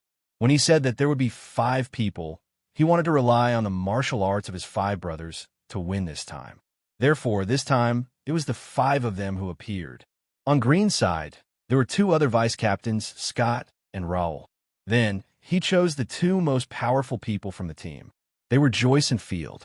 After the time it took to brew a cup of tea, both sides had chosen their people and stood in front of their respective teams. The leaders of both sides would naturally be the last to appear. The first battle, Zhang Yuntao versus Scott. Zhang Yuntao slowly walked out of the group and stood there, waiting for the other party to appear. The Fierce Wind mercenary group sent their vice leader, Raoul. Zhang Yuntao and Lan Ji were fellow apprentices, and the weapons they used were the same, which was a saber. When Zhang Yuntao saw that his opponent had stepped forward, he did not say anything. He just slowly pulled out his saber. Seeing that his opponent had already drawn his weapon, Raoul also drew his own weapon from behind him. Mace. The 2 of them weren't talkative people. Seeing that their opponents had already drawn their weapons, they didn't waste any more words. They directly brandished the weapons in their hands and rushed towards their opponents. Seeing that they had already rushed in front of him, Zhang Yuntao's hand moved and the steel saber in his hand slashed towards his opponent like lightning. Naturally, Raoul was not willing to be outdone. He also waved the mace in his hand and went up from bottom to top. In the blink of an eye, the weapons of the 2 men had collided with each other, immediately making a sound of metal clashing. After the sound, both of them were shaken by the force of the collision and took a step back. Zhang Yuntao looked at his opponent with some surprise. He didn't expect his opponent's strength to be similar to his. Zhang Yuntao's unique skill, Stonebreaker, relied on strength to survive. Even if he didn't use his unique skill, his strength was not something that ordinary people could withstand. Raoul was even more surprised. He was already very strong, and with the addition of the heavy weapon he used, his strength was even greater. He didn't expect that his opponent would only take a step back like him. Seeing that his opponent could withstand his attack, Zhang Yuntao's competitive spirit was immediately aroused. He clenched the steel saber in his hand, made a low growl, and rushed towards his opponent. Raoul was also extremely conceited in terms of strength. Seeing that his opponent's strength was actually faintly on his body, how could he be convinced? Seeing Zhang Yuntao rush up again, he immediately roared and waved his mace to meet his opponent. This time, the 2 men still used the same tactics as before. Zhang Yuntao slashed at his opponent's head, and Raoul raised his mace to meet it. This time, both of them used 100% of their strength. They were both prepared to determine the victor in this attack. In the blink of an eye, the 2 men's weapons collided with each other again. The sound of metal clashing was suddenly loud. After the sound, both of them took 3 steps back at the same time before they could stabilize their bodies. After standing firm, Zhang Yuntao felt that his hand holding the saber was trembling slightly. He was even more surprised. He knew that he would never win if he didn't use his unique skill today. After the 2 men looked at each other silently for a moment, Zhang Yuntao suddenly laughed. "I didn't expect you to be so strong. It seems that I can only use my unique skill to deal with you." Hearing this, Raoul also laughed. "I have the same idea. It's too troublesome to continue fighting like this. Let's decide the winner with one move. Zhang Yuntao nodded, raised the steel saber in his hand, and said slowly, "Then what are we waiting for? Let's start." As he spoke, Zhang Yuntao's figure suddenly burst out, leaping into the air like lightning. At the same time, the steel saber in his hand shone brightly. Then, Zhang Yuntao let out a violent roar. Rock Breaker! Zhang Yuntao's Rock Breaker was definitely quite powerful. It was said that if this move was practiced to a certain level, it could really split a huge rock. At the same time, Raoul saw that Zhang Yuntao had already launched an attack. His eyes narrowed slightly, and then he let out a low growl. Critical hit. Zhang Yuntao, who was in midair, had a huge saber shadow, and with an indomitable posture, he slashed towards Raoul. At this time, Raoul, who was on the ground, also danced with his mace and met the saber shadow in the sky. Boom! The two men's weapons collided again, and suddenly there was an earth-shattering sound. After the sound, Raoul retreated more than a dozen steps in a row before he could stabilize his body. A red light flashed on his face, and he suddenly opened his mouth and spat out a mouthful of blood. On the other hand, Zhang Yuntao's figure flew back a few meters before he slowly fell from the air. However, he also felt a surge of blood in his stomach, but he endured it.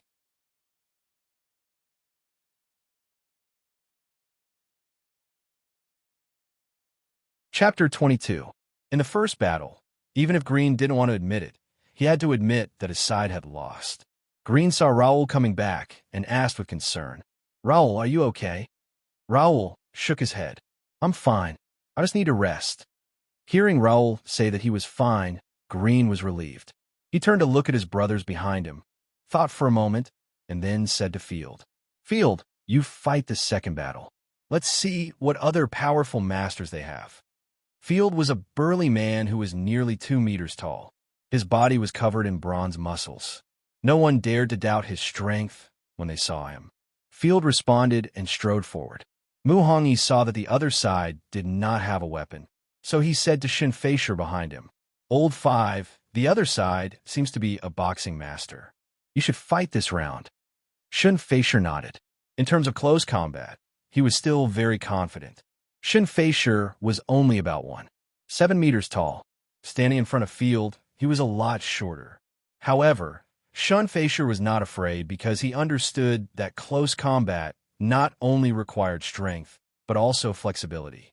The other side's body was so big. In terms of flexibility, he should not be very strong. Thinking of this, Shin Feisher's confidence suddenly increased. His heart-destroying fist was not a joke. Field saw that his opponent was coming. He slowly took out a pair of boxing gloves and put them on his hands, ready to fight. Shin Feisher saw that his opponent had put on boxing gloves and was suddenly surprised. The boxing gloves had a sharp blade, which could be used to increase one's attack power. In the face of an enemy with boxing gloves, Shin Feisher was just surprised, but not afraid because he was still very confident in his own kung fu. The two men came to the arena. After a short time of looking at each other, they immediately launched an attack at the same time. When the two sides attacked, it could be seen that Shin Feisher's steps were vigorous, and his body was flexible. He had already rushed up. On the other hand, Field was rampaging, relying on his huge body, like an armored car, towards Shin Feisher. As soon as the two men approached, Field had already waved his left fist towards Shin Feisher. Shin Feisher smiled coldly. His body spun, and he turned to Field's side. Then, he raised his fist and punched toward Field's side. Just this one attack was enough to determine the winner. Although Field's attack was ferocious, facing the extremely agile Shin Feisher, it was a bit too passive. When Field saw that the opponent was attacking him from the side, he hurriedly swung his fist, wanting to perish together with the opponent. Field had already thought it through very clearly. The other party's arms and legs were small, so even if he punched him, it wouldn't be a big deal. However, Field believed that as long as he punched the other party, he would definitely make the other party suffer. Both sides had good ideas and acted according to their own ideas. Shin Feisher's fist technique was as fast as lightning. In just a breath, his fist hit Field. Field, who was hit by Sean Fisher, suddenly felt pain in his stomach. He couldn't help but scream in pain. Subconsciously, he wanted to retreat. However, Sean Fisher's attack was definitely not limited to this punch. Taking advantage of Field's unbearable pain, Sean Fisher's second punch was already thrown out. It was also at this time that Field's big fist also flew in front of Sean Fisher. Sean Fisher saw this fierce punch, but he didn't panic. He just bent his body slightly and dodged Field's attack. His second punch hit the other party's side. Field, who was hit by Sean Fisher's 2 punches in a row, could no longer stabilize his body.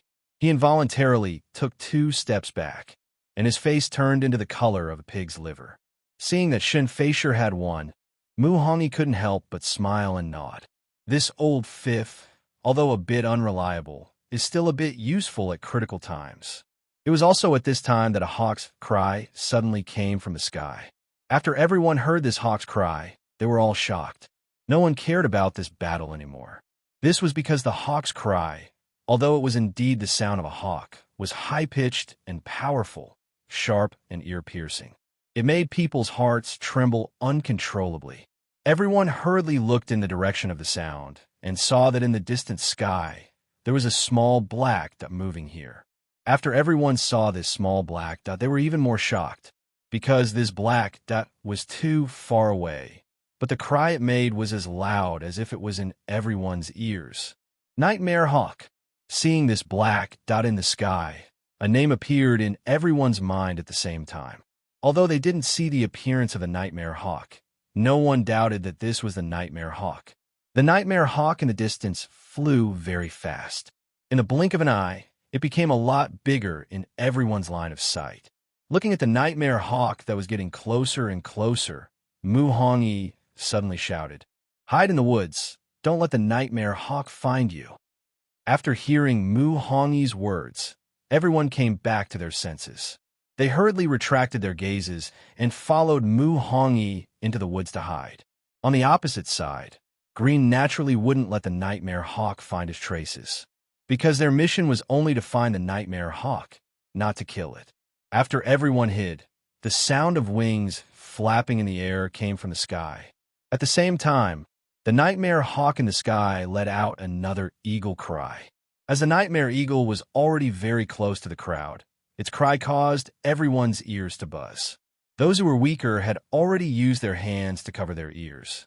They didn't dare to listen any further, afraid that the sharp cry would break their eardrums. Zhang Ming looked at the big guy in the sky and couldn't help but ask Fan Shouwu beside him, "Fan Gongzi, is this the Nightmare Hawk?" At this time, Fan Shouwu was so nervous facing the Nightmare Hawk in the sky that his face was flushed red. Even his hands were trembling slightly. After hearing Zhang Ming's question, he nodded. "I haven't seen the Nightmare Hawk before, but looking at this guy's appearance, it should be the legendary Nightmare Hawk." Hearing this, Zhang Ming nodded. He looked around and saw that everyone was hiding in the grass, not daring to breathe loudly. They didn't look like they were going to catch the Nightmare Hawk. He felt a little strange and hurriedly asked Fan Shouwu again, "Fan Gongzi, the Nightmare Hawk is above us now. Why aren't we attacking? If it runs away, we won't be able to catch up." Hearing this, Fan Shouwu looked at Zhang Ming with some confusion. After a while, he suddenly asked, "The Fierce Brothers haven't hunted before?" Zhang Ming shook his head. When had he ever hunted? Although he had lived 2 lives, he didn't have any experience in this area.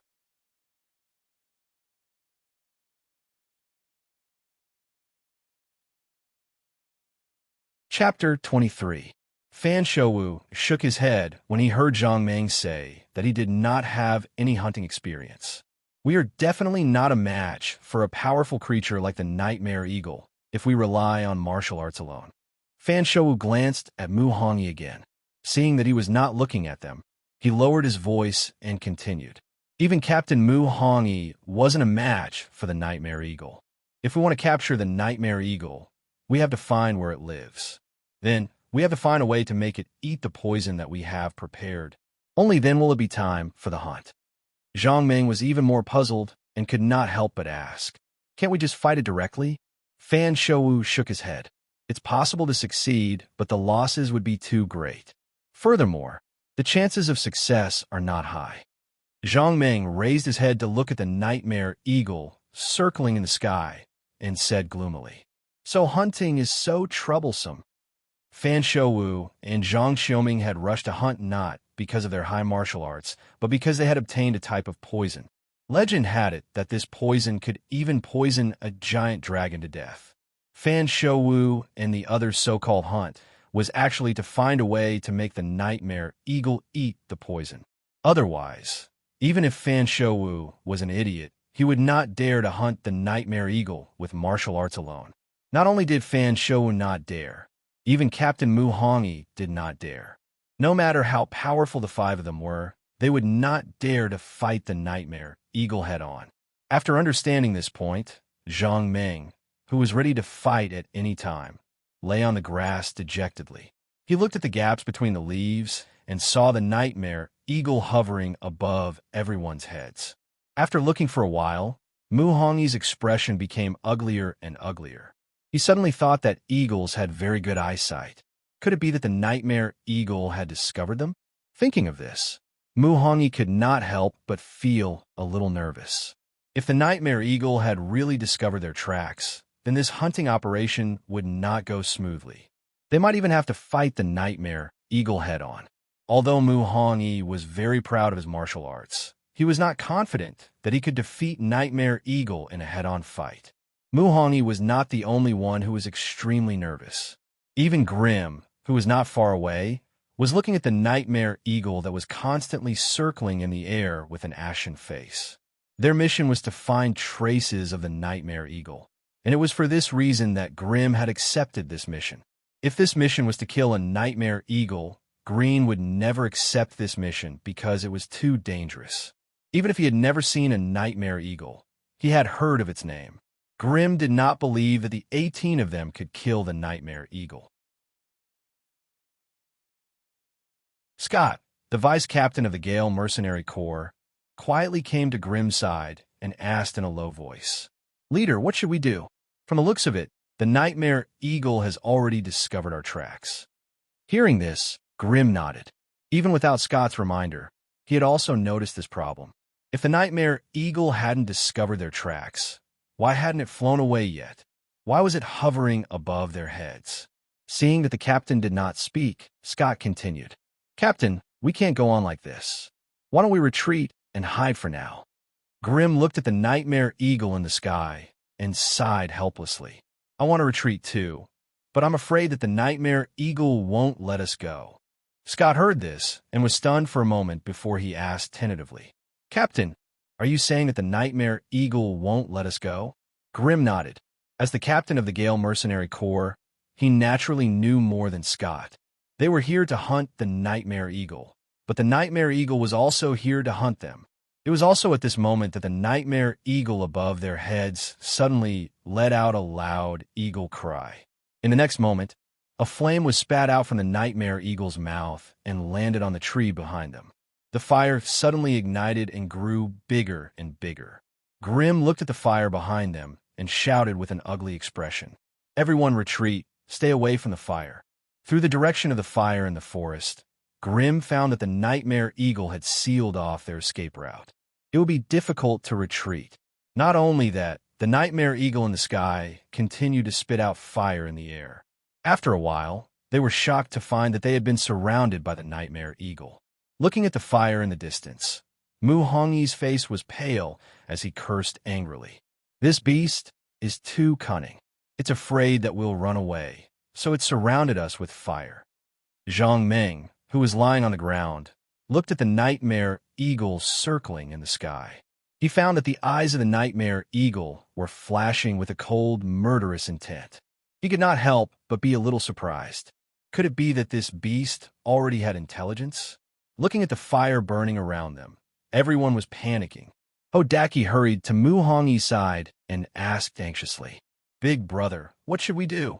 Looking at the raging fire around them, Mu Hongyi smiled bitterly and shook his head. What would he do? There was fire all around them. Even if they wanted to run, there was nowhere to run. Fan Shouwu, who was beside Zhang Meng, was sweating profusely. He kept circling Zhang Meng, but there was nothing he could do. He could only mumble to himself. What should we do? What should we do? Looking at Fan Shouwu's panicked look and hearing the burning sound around them, Zhang Meng sat up hurriedly and checked the situation around them. He did not know if he did not look, but when he did, he was shocked. Zhang Yimeng only took one look and was immediately enraged. It would be a pity if such a big forest was burned down by this fire. As a bird of the forest, this nightmare eagle did not have any thoughts of caring for the environment. This was too infuriating. Thinking about how many years it would take for a tree to grow, Zhang Meng was even angrier. At this moment, Chief Zhang was furious. The consequences of angering Chief Zhang were not something that ordinary people could bear. Although this nightmare eagle looked strong, in Chief Zhang's eyes, it was not even a fart. Zhang Meng picked up a big rock from the ground. Looking at the nightmare eagle in the sky, he threw it out. In the burning forest, everyone was panicking. At this moment, they suddenly heard the cry of the nightmare eagle in the sky. They felt a little strange, because although this cry was loud and powerful, it sounded like a scream. Not only that, even the way the nightmare eagle was circling in the sky was a little strange.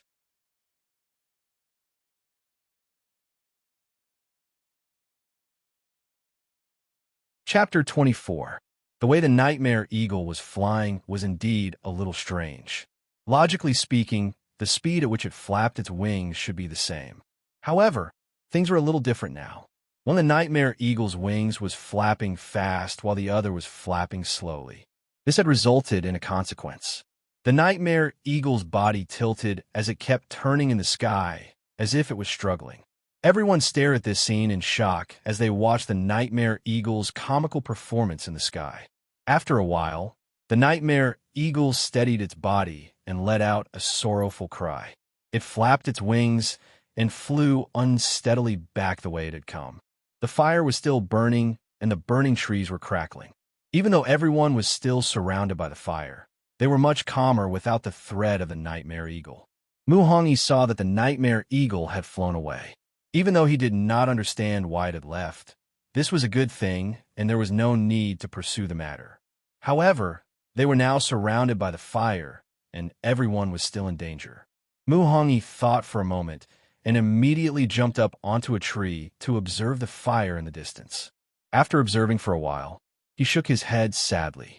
The fire around them was getting bigger and bigger. Furthermore, it was getting closer and closer to them. Based on the speed at which it was burning, it would not take long for the fire to surround them all. Even though Mu Hongyi was highly skilled in martial arts, that did not mean that he was not afraid of fire.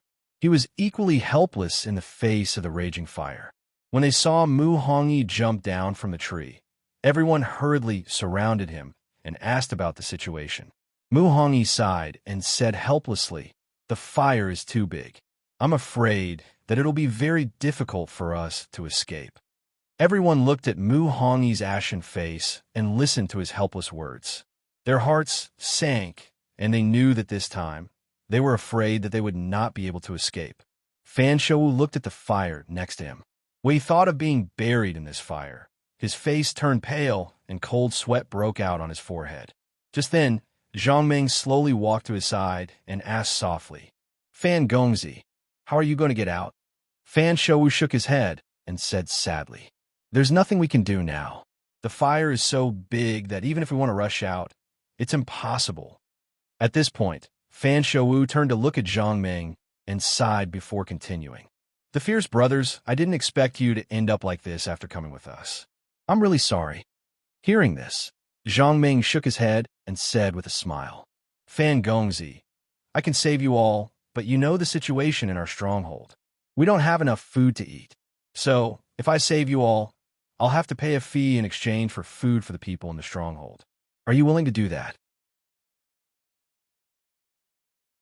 When Fan Shouwu heard this, he looked at Zhang Meng with some surprise.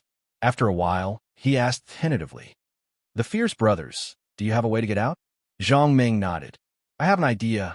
When Fan Shouwu heard this, he was immediately overjoyed and said hurriedly, The fierce brothers, then what are we waiting for? Hurry up and bring us out. Zhang Meng shook his head. Fan Gongzi, I've said before that there'll be a fee. When Fan Shouwu heard this, he immediately grabbed Zhang Meng's arm and urged him. A fee? No problem. Then let's go quickly. When Zhang Meng saw Fan Shouwu's anxious appearance, he thought for a while and said, Fan Gongzi, 50 gold coins per person isn't much. When Fan Shouwu heard this, he didn't say anything and directly took out a silver note and handed it to Zhang Meng. Zhang Meng took the banknotes and glanced at them. Then, he nodded and put the banknotes away. This was a silver note worth 2,000 gold coins. Including Zhang Meng, there were a total of 14 people here. This silver note was enough. When Fan Shouwu saw Zhang Meng put away the silver note, he urged again. The fierce brothers, let's hurry up and leave. After Zhang Meng put away the silver note, he nodded and said with a smile, No problem. Fan Gongzi, call everyone here. I'll send you all out. Although Fan Shouwu didn't understand how Zhang Meng was going to lead everyone out of this fire, at this moment, Zhang Meng was like a life-saving straw and their only chance of survival. Fan Shouwu's guards and Zhang Xiaoming were easy to talk to. As long as Fan Shouwu waved his hand, they would all gather. Only Mu Hongyi and the other four brothers were not easy to talk to. They needed Fan Shouwu to personally talk to them about this matter. After Mu Hongyi heard Fan Shouwu's words, he turned his head and looked at Zhang Meng in the distance with some doubts. Just as Mu Hongyi was hesitating whether to go over, Shun Feisher suddenly said loudly from the side, Big brother, don't listen to that kid's nonsense. The fire here is so big. How can he lead us out? He must be trying to cheat us of our money. Big brother, don't be fooled. Hearing Shun Feisher's words, Mu Hongyi was even more confused. Just now, when Mu Hongyi jumped onto the tree, he had already seen the fire clearly and felt that it was hopeless to escape. The burning area was 50 to 60 meters wide. No matter how high Mu Hongyi's martial arts were, he couldn't jump 50 to 60 meters in one jump. This meant that no matter how he jumped, he would fall into the sea of fire in the end. Then, what method did this kid have? Looking at Shun Feisher, Mu Hongyi thought for a moment and said, Fan Gongzi, you guys go with him first. I'll take a look first. When Fan Shouwu heard this, he knew that Mu Hongyi didn't believe that Zhang Meng could lead them out, so he didn't force him. To be honest, even Fan Shouwu didn't dare to believe that Zhang Meng could lead them out. However, this was their last chance. No matter what, they had to seize it. Even if Zhang Meng tricked them, so what? They would just lose some gold coins. If they were buried in the sea of fire, then the banknotes would also be burned. What use would that be? It was better to believe in Zhang Meng this time and gamble on their luck. When Zhang Meng saw that Fan Shouwu had returned alone, he sneered in his heart. Really, it's not a good thing to be in a hurry. After a while, if they still want to leave, the price will increase. Fan Shouwu quickly walked to Zhang Meng's side and said in a low voice, Brother Meng, please bring us away first. Guard Captain Mu, please wait for a while before leaving. Since he understood their intentions, Zhang Meng didn't beat around the bush and asked directly, Who's going first? When Fan Shouwu heard this, he was a little surprised and asked doubtfully, The fierce brothers, aren't we going together? Zhang Meng shook his head. There's so many of you. I can only send you out one by one. When Fan Shouwu heard this, he was even more confused and couldn't help but ask again. The fierce brothers, how are you going to take us out? Zhang Meng smiled and suddenly reached out to pick up a stone from the ground. He threw it into the fire and then clapped his hands and said with a smile,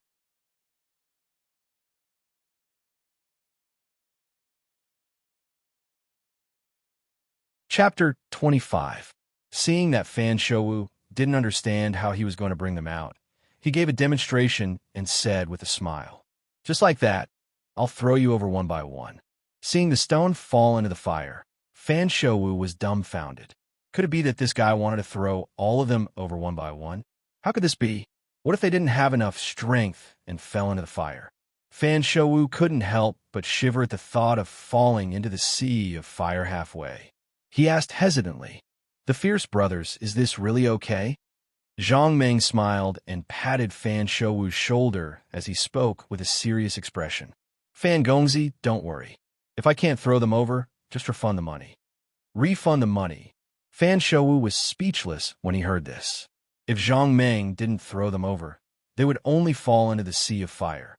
Who would refund the money then? At this moment, old Luo suddenly strode over and whispered into Fan Shouwu's ear. Young master, there's no other way now. Why don't I give it a try first? If it's safe, you can go over. Fan Shouwu looked at old Luo gratefully. Old Luo was an elder of the Fan family. He was loyal to the Fan family and wouldn't hesitate to go through fire and water. All right then, I'll let you try first. If you fail, I'll take care of your family for you. You can go without worry. Old Luo looked at Fan Shouwu speechlessly and muttered in his heart. Young master's words were too depressing. Why did it sound like he was sending himself to his death this time? To be honest, old Luo wasn't confident in his heart. However, he remembered that Zhang Meng was able to knock down the bear of the earth with a tree. He must be strong. Seeing Zhang Meng's confident look, old Luo felt that there was a chance of success. Old Luo thought as he walked to Zhang Meng's side and said with a smile, The fierce brothers know, Brother Meng, my life depends on you this time. You have to put in more effort. Don't let me fall into the sea of fire halfway. Zhang Meng smiled and nodded. Don't worry, it's not a problem to throw you over. The key is that you have to be careful when you descend after crossing the fire. After saying that, Zhang Meng didn't say anything else. He reached out and grabbed old Luo. With a slight tug, he threw old Luo into the air. Old Luo was like a cannonball, flying over the fire like lightning. When Zhang Qiuming saw old Luo being thrown away, he quickly jumped up onto a tall tree and looked in the direction old Luo was flying. Everyone was just a bystander. Although they were also very nervous compared to the person involved, it was simply too different. Among these people, the most nervous was of course old Luo. The moment he was thrown out by Zhang Meng, old Luo felt a hot wind blowing against his face. Not only that, the closer he got to the fire, the stronger the hot wind became. When he was above the fire, old Luo was already drenched in sweat. Looking at the raging fire below, old Luo's heart seemed to be in his throat as he looked down nervously. In the next moment, as he went deeper into the fire, old Luo went into the black smoke rising from the fire.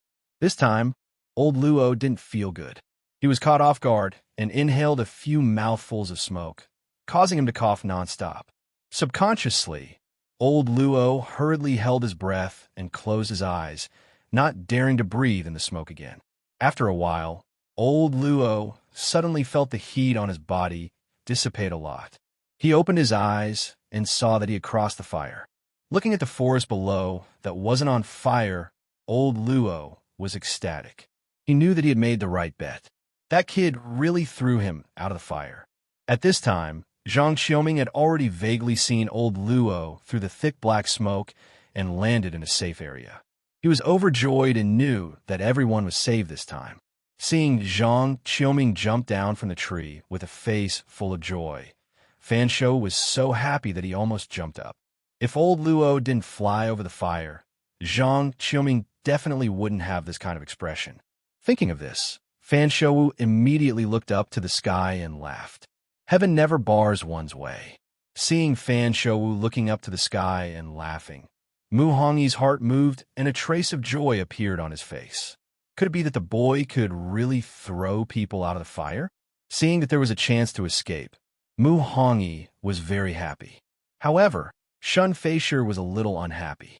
Although he didn't have any grudges with Zhang Meng, he had picked on Zhang Meng's faults last night, and then he had been plotted against.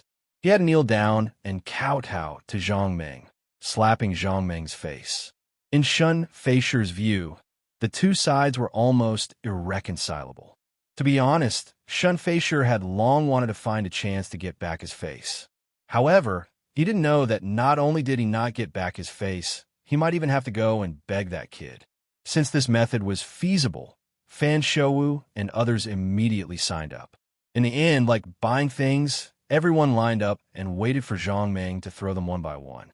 Zhang Ming was not polite.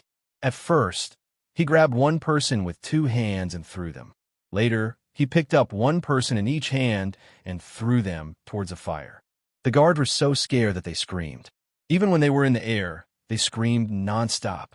Fan Shouwu was the second to be thrown over. After he stood there, he began to look at the people who were thrown over next. It didn't take long before Fan Shouwu, Zhang Qiuming, and the guards they led gathered on the side of the fire. Seeing that everyone was unscathed, Fan Shouwu felt like crying tears of joy. They finally escaped. No, there were still 5 people, including Mu Hongyi, who hadn't come over yet. However, Fan Shouwu wasn't worried.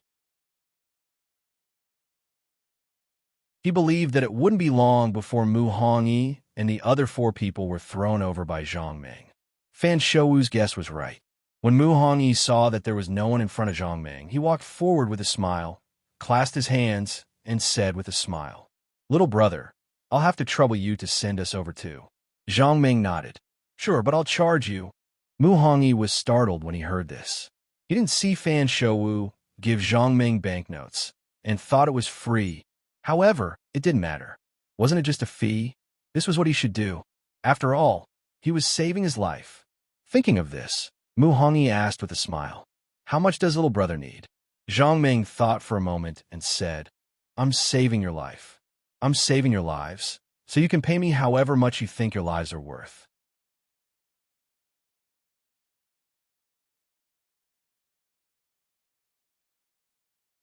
Chapter 26. Hearing Zhang Ming's words, Mu Hongyi was a little embarrassed. How should he answer this question? Should he say that he was very valuable? How much money would he have to pay to save his life? But if he said that he was not valuable, he would lose face. After thinking for a long time, Mu Hongyi could only helplessly shake his head with a bitter smile. Finally, he took out a banknote and handed it to Zhang Ming. "Little brother, I only have this much money now. I can't take out more. What do you think?" Although Mu Hongyi's martial arts were excellent, he did not dare to offend Zhang Ming at this time. After all, only Zhang Ming could save them now. Zhang Ming took the banknote from Mu Hongyi and looked at it. It was 200 gold coins. He nodded and did not talk nonsense. Without waiting for Mu Hongyi to say anything else, he directly grabbed him and threw him over the fire. Mu Hongyi then flew out like he was riding a cloud. Seeing that his elder brother was thrown out, Hodaki also did not talk nonsense. He directly took out a banknote from his body and even a few silver coins and handed them to Zhang Ming. Zhang Ming just glanced at the banknote from Hodaki and immediately took it.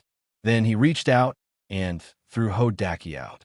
Next, Zhang Yuntao and Lan Zhiyong also took out their money and handed it to Zhang Ming. Then, they were thrown out by Zhang Ming. In the end, only Shen Feisher was left. In order to survive, Shen Feisher also hurriedly took out his banknotes and silver coins and handed them to Zhang Ming. Zhang Ming took a look at it. It was a banknote of 100 gold coins, 7 gold coins, and 8 silver coins. Seeing that Shen Feisher only took out such a small amount of gold coins, Zhang Ming could not help but frown and said with a smile, "Isn't a little too little? Only 100 gold coins." Hearing this, Shen Feisher hurriedly smiled and said in a low voice in order to survive, "That's all I have right now. Little brother, please send me over. I will be eternally grateful." Zhang Ming thought about it and decided not to make things difficult for him.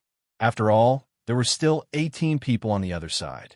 Zhang Ming also did not talk nonsense, directly flying a kick, kicking Shen Feisher into the air above the fire. Seeing this, Shen Feisher was about to fly into a rage.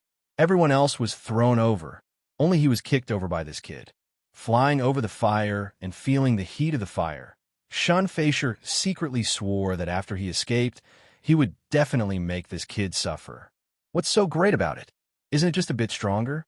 So what if you're strong? As long as you're hit by my heart-destroying fist, I'll make you kneel and beg for mercy.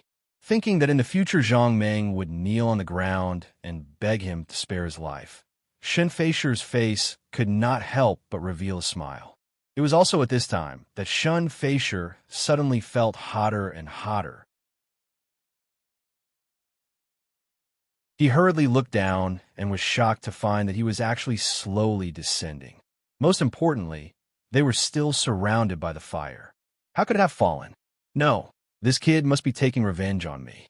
Thinking that Zhang Meng was taking revenge on him, Shunfeisher was so angry that he screamed, but there was nothing he could do. He could only watch himself fall into the fire. Fortunately, although the place where Shunfeisher landed was also burning, it was only at the edge of the fire. Shunfeisher was burned by the fire and was in so much pain that he could not stop screaming. His voice was so miserable that it could make people cry. Not far from the fire, Mu Hongyi and the others were dumbfounded as they watched Shunfeisher fall into the fire. After a while, they saw a blackened man screaming and running out of the fire. Seeing that Shunfeisher had escaped, Mu Hongyi and the others hurriedly went up to him and asked with concern, "Old Five, are you okay? Are you okay?" After rushing out of the fire and being blown by the cold wind in the forest, Shunfeisher felt as if thousands of small knives were stabbing him. This kind of heart-piercing pain made tears come out of Shunfeisher's eyes. Thinking of how badly he was burned, Shunfeisher could not help but scream. "Big brother, this kid did it on purpose. You must take revenge for me. Otherwise, I won't be able to take this lying down." Hearing this, Mu Hongyi was stunned. He had just seen Shunfeisher escape, but he did not think of this point. When Shunfeisher said that this was done on purpose by Zhang Meng, Mu Hongyi finally remembered why everyone was thrown over, but only Shunfeisher fell into the fire. At this time, Hodaki also came up. He also heard Shunfeisher's crying and could not help but whisper to Mu Hongyi, "Big brother, Brother Zhang sent so many of us here. Even if he has endless power, I'm afraid he has used it all up. I think that Old Five's accident was not done on purpose. Maybe he has no strength left." Hearing this, Mu Hongyi also nodded. Hodaki's words were absolutely reasonable. Even if Zhang Meng had the strength to send so many people over such a long distance, maybe he really had no strength left. Thinking of this, Mu Hongyi looked at Shunfeisher, who was wailing, and said seriously, "Old Five, you can't say that. Brother Zhang saved us. This is already a great kindness. If we complain again, we will be letting down his painstaking efforts." Mu Hongyi's words were reasonable, but Shunfeisher would never believe it. Not only that, Shunfeisher was sure that Zhang Meng was taking revenge on him. This was absolutely true, because the others were thrown over by Zhang Meng. Only he was kicked over by Zhang Meng. Moreover, he happened to fall on the edge of the fire. Although he was not burned to death, he suffered a lot. Shunfeisher was sure that Zhang Meng did it on purpose. However, could Shunfeisher tell her the details? No. Could Shunfeisher tell these people that he was kicked over by Zhang Meng? No. Shunfeisher would never say such a shameful thing. But if he did not say it, Mu Hongyi would not believe him. Shunfeisher could only look at his big brother with tears in his eyes, hoping that Mu Hongyi could understand his painstaking efforts. Unfortunately, no one cared about Shunfeisher's thoughts. They were immersed in the joy of escaping death. In such a big fire, no one would believe that they could escape from the fire unscathed. No one would believe it if they said it out loud. After Zhang Meng kicked Shunfeisher out, he immediately walked towards the Fierce Wind mercenary group. Although the Fierce Wind mercenary group had the word fire, it did not mean that they were not afraid of fire. In front of this fire, the mercenaries of the Fierce Wind mercenary group were also scared to the point that their faces turned ashen, and they were hesitant and uneasy. Looking at the fire that was getting bigger and bigger, Green was already sweating. Although this was partly because of the heat, he was really anxious in his heart.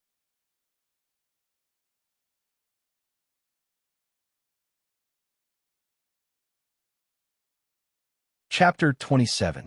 Seeing the fire getting bigger and bigger, Green was so anxious that he was sweating. He turned his head and looked at his brothers behind him, only to find that they were all looking at him nervously. Looking at his brother's expectant eyes, Green could only sigh secretly. He was just a man, not a god. It was impossible for him to send them out of the fire. Seeing the helpless look in Green's eyes, the brothers also understood that their Lord Captain was now at his wit's end. At this time, the mercenaries of the Gale Mercenary Corps were even more flustered. but there was nothing they could do. Some people had already begun to think about what to do with their parents, wives, and children after they died. When people were anxious, they would always think of a way. Some people proposed to Green that they should rush through the fire as fast as possible. Hearing this proposal, Green could only shake his head helplessly. The fire was so big. Even if they were fast, they would be burned to ashes by the fire halfway. What was the point of rushing then? Some people also proposed to dig a hole in the ground, then hide in the hole and bury the hole. They should not be afraid of the fire, and maybe they could escape this disaster. Hearing such a proposal, Green could only look at him with pity and sigh in his heart. He was not stupid. He was just confused by the fire. Don't think that you are safe by hiding in the hole. Although the fire can't directly burn you, everyone knows how to make the beggar's chicken.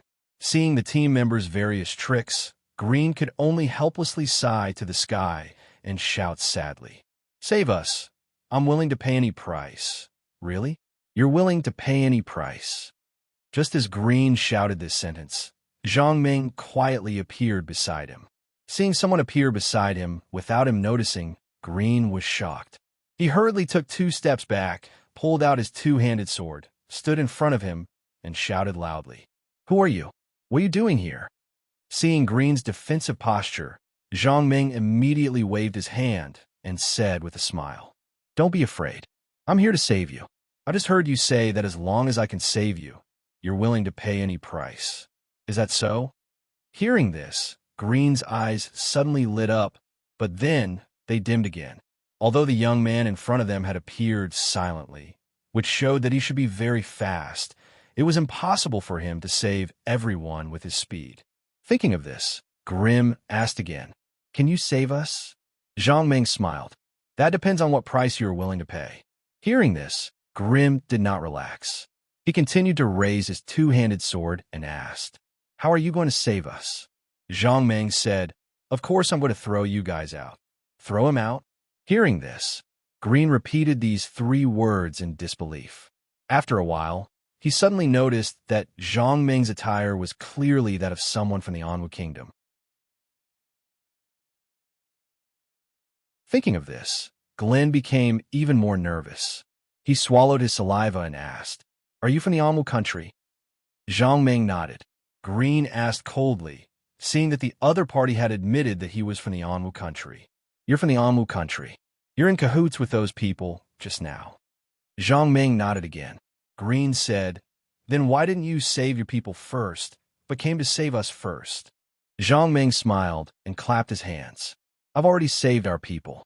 Now, there are only 18 of you left in the fire, including me." "You saved them?" Hearing this, Green looked at Zhang Ming with some surprise.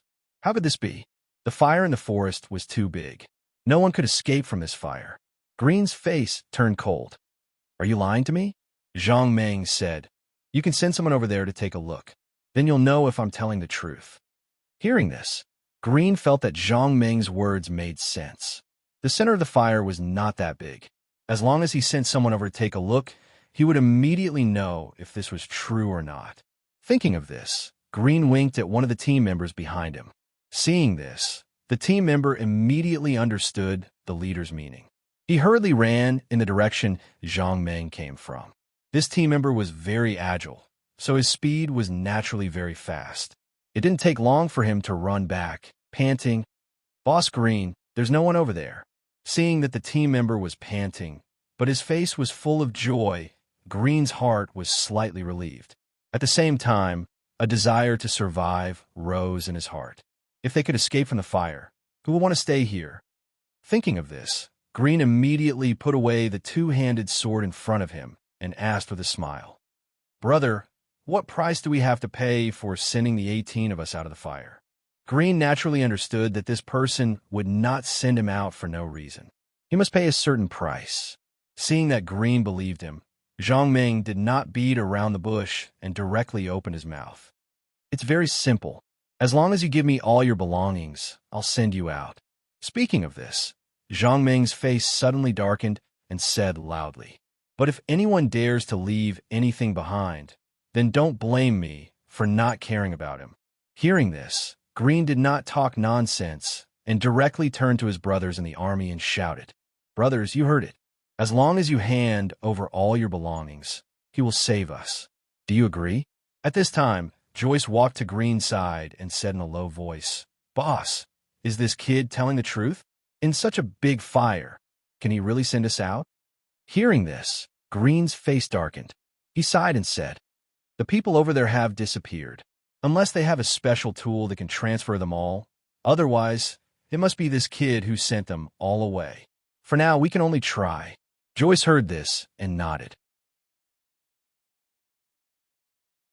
Then he changed the topic and asked, Boss, what if we're fooled? Hearing this, Green smiled bitterly. If we're fooled, even if we don't hand over our belongings, when the fire comes, we will be burned to ashes. It's better to take a gamble now. Joyce didn't say anything this time. He just nodded silently. Soon, all the mercenaries in the Gale Mercenary Corps made a decision. Whether Zhang Meng was telling the truth or not, they decided to take a gamble. Since they had made the decision, they did not waste any more time because the fire was getting closer. If they delayed any longer, they were afraid that Zhang Meng would not need to throw them out. The fire would burn them to ashes. You're tuning into the Warrior Lore YouTube channel. Don't forget to subscribe and join us on this journey to catch the most captivating stories.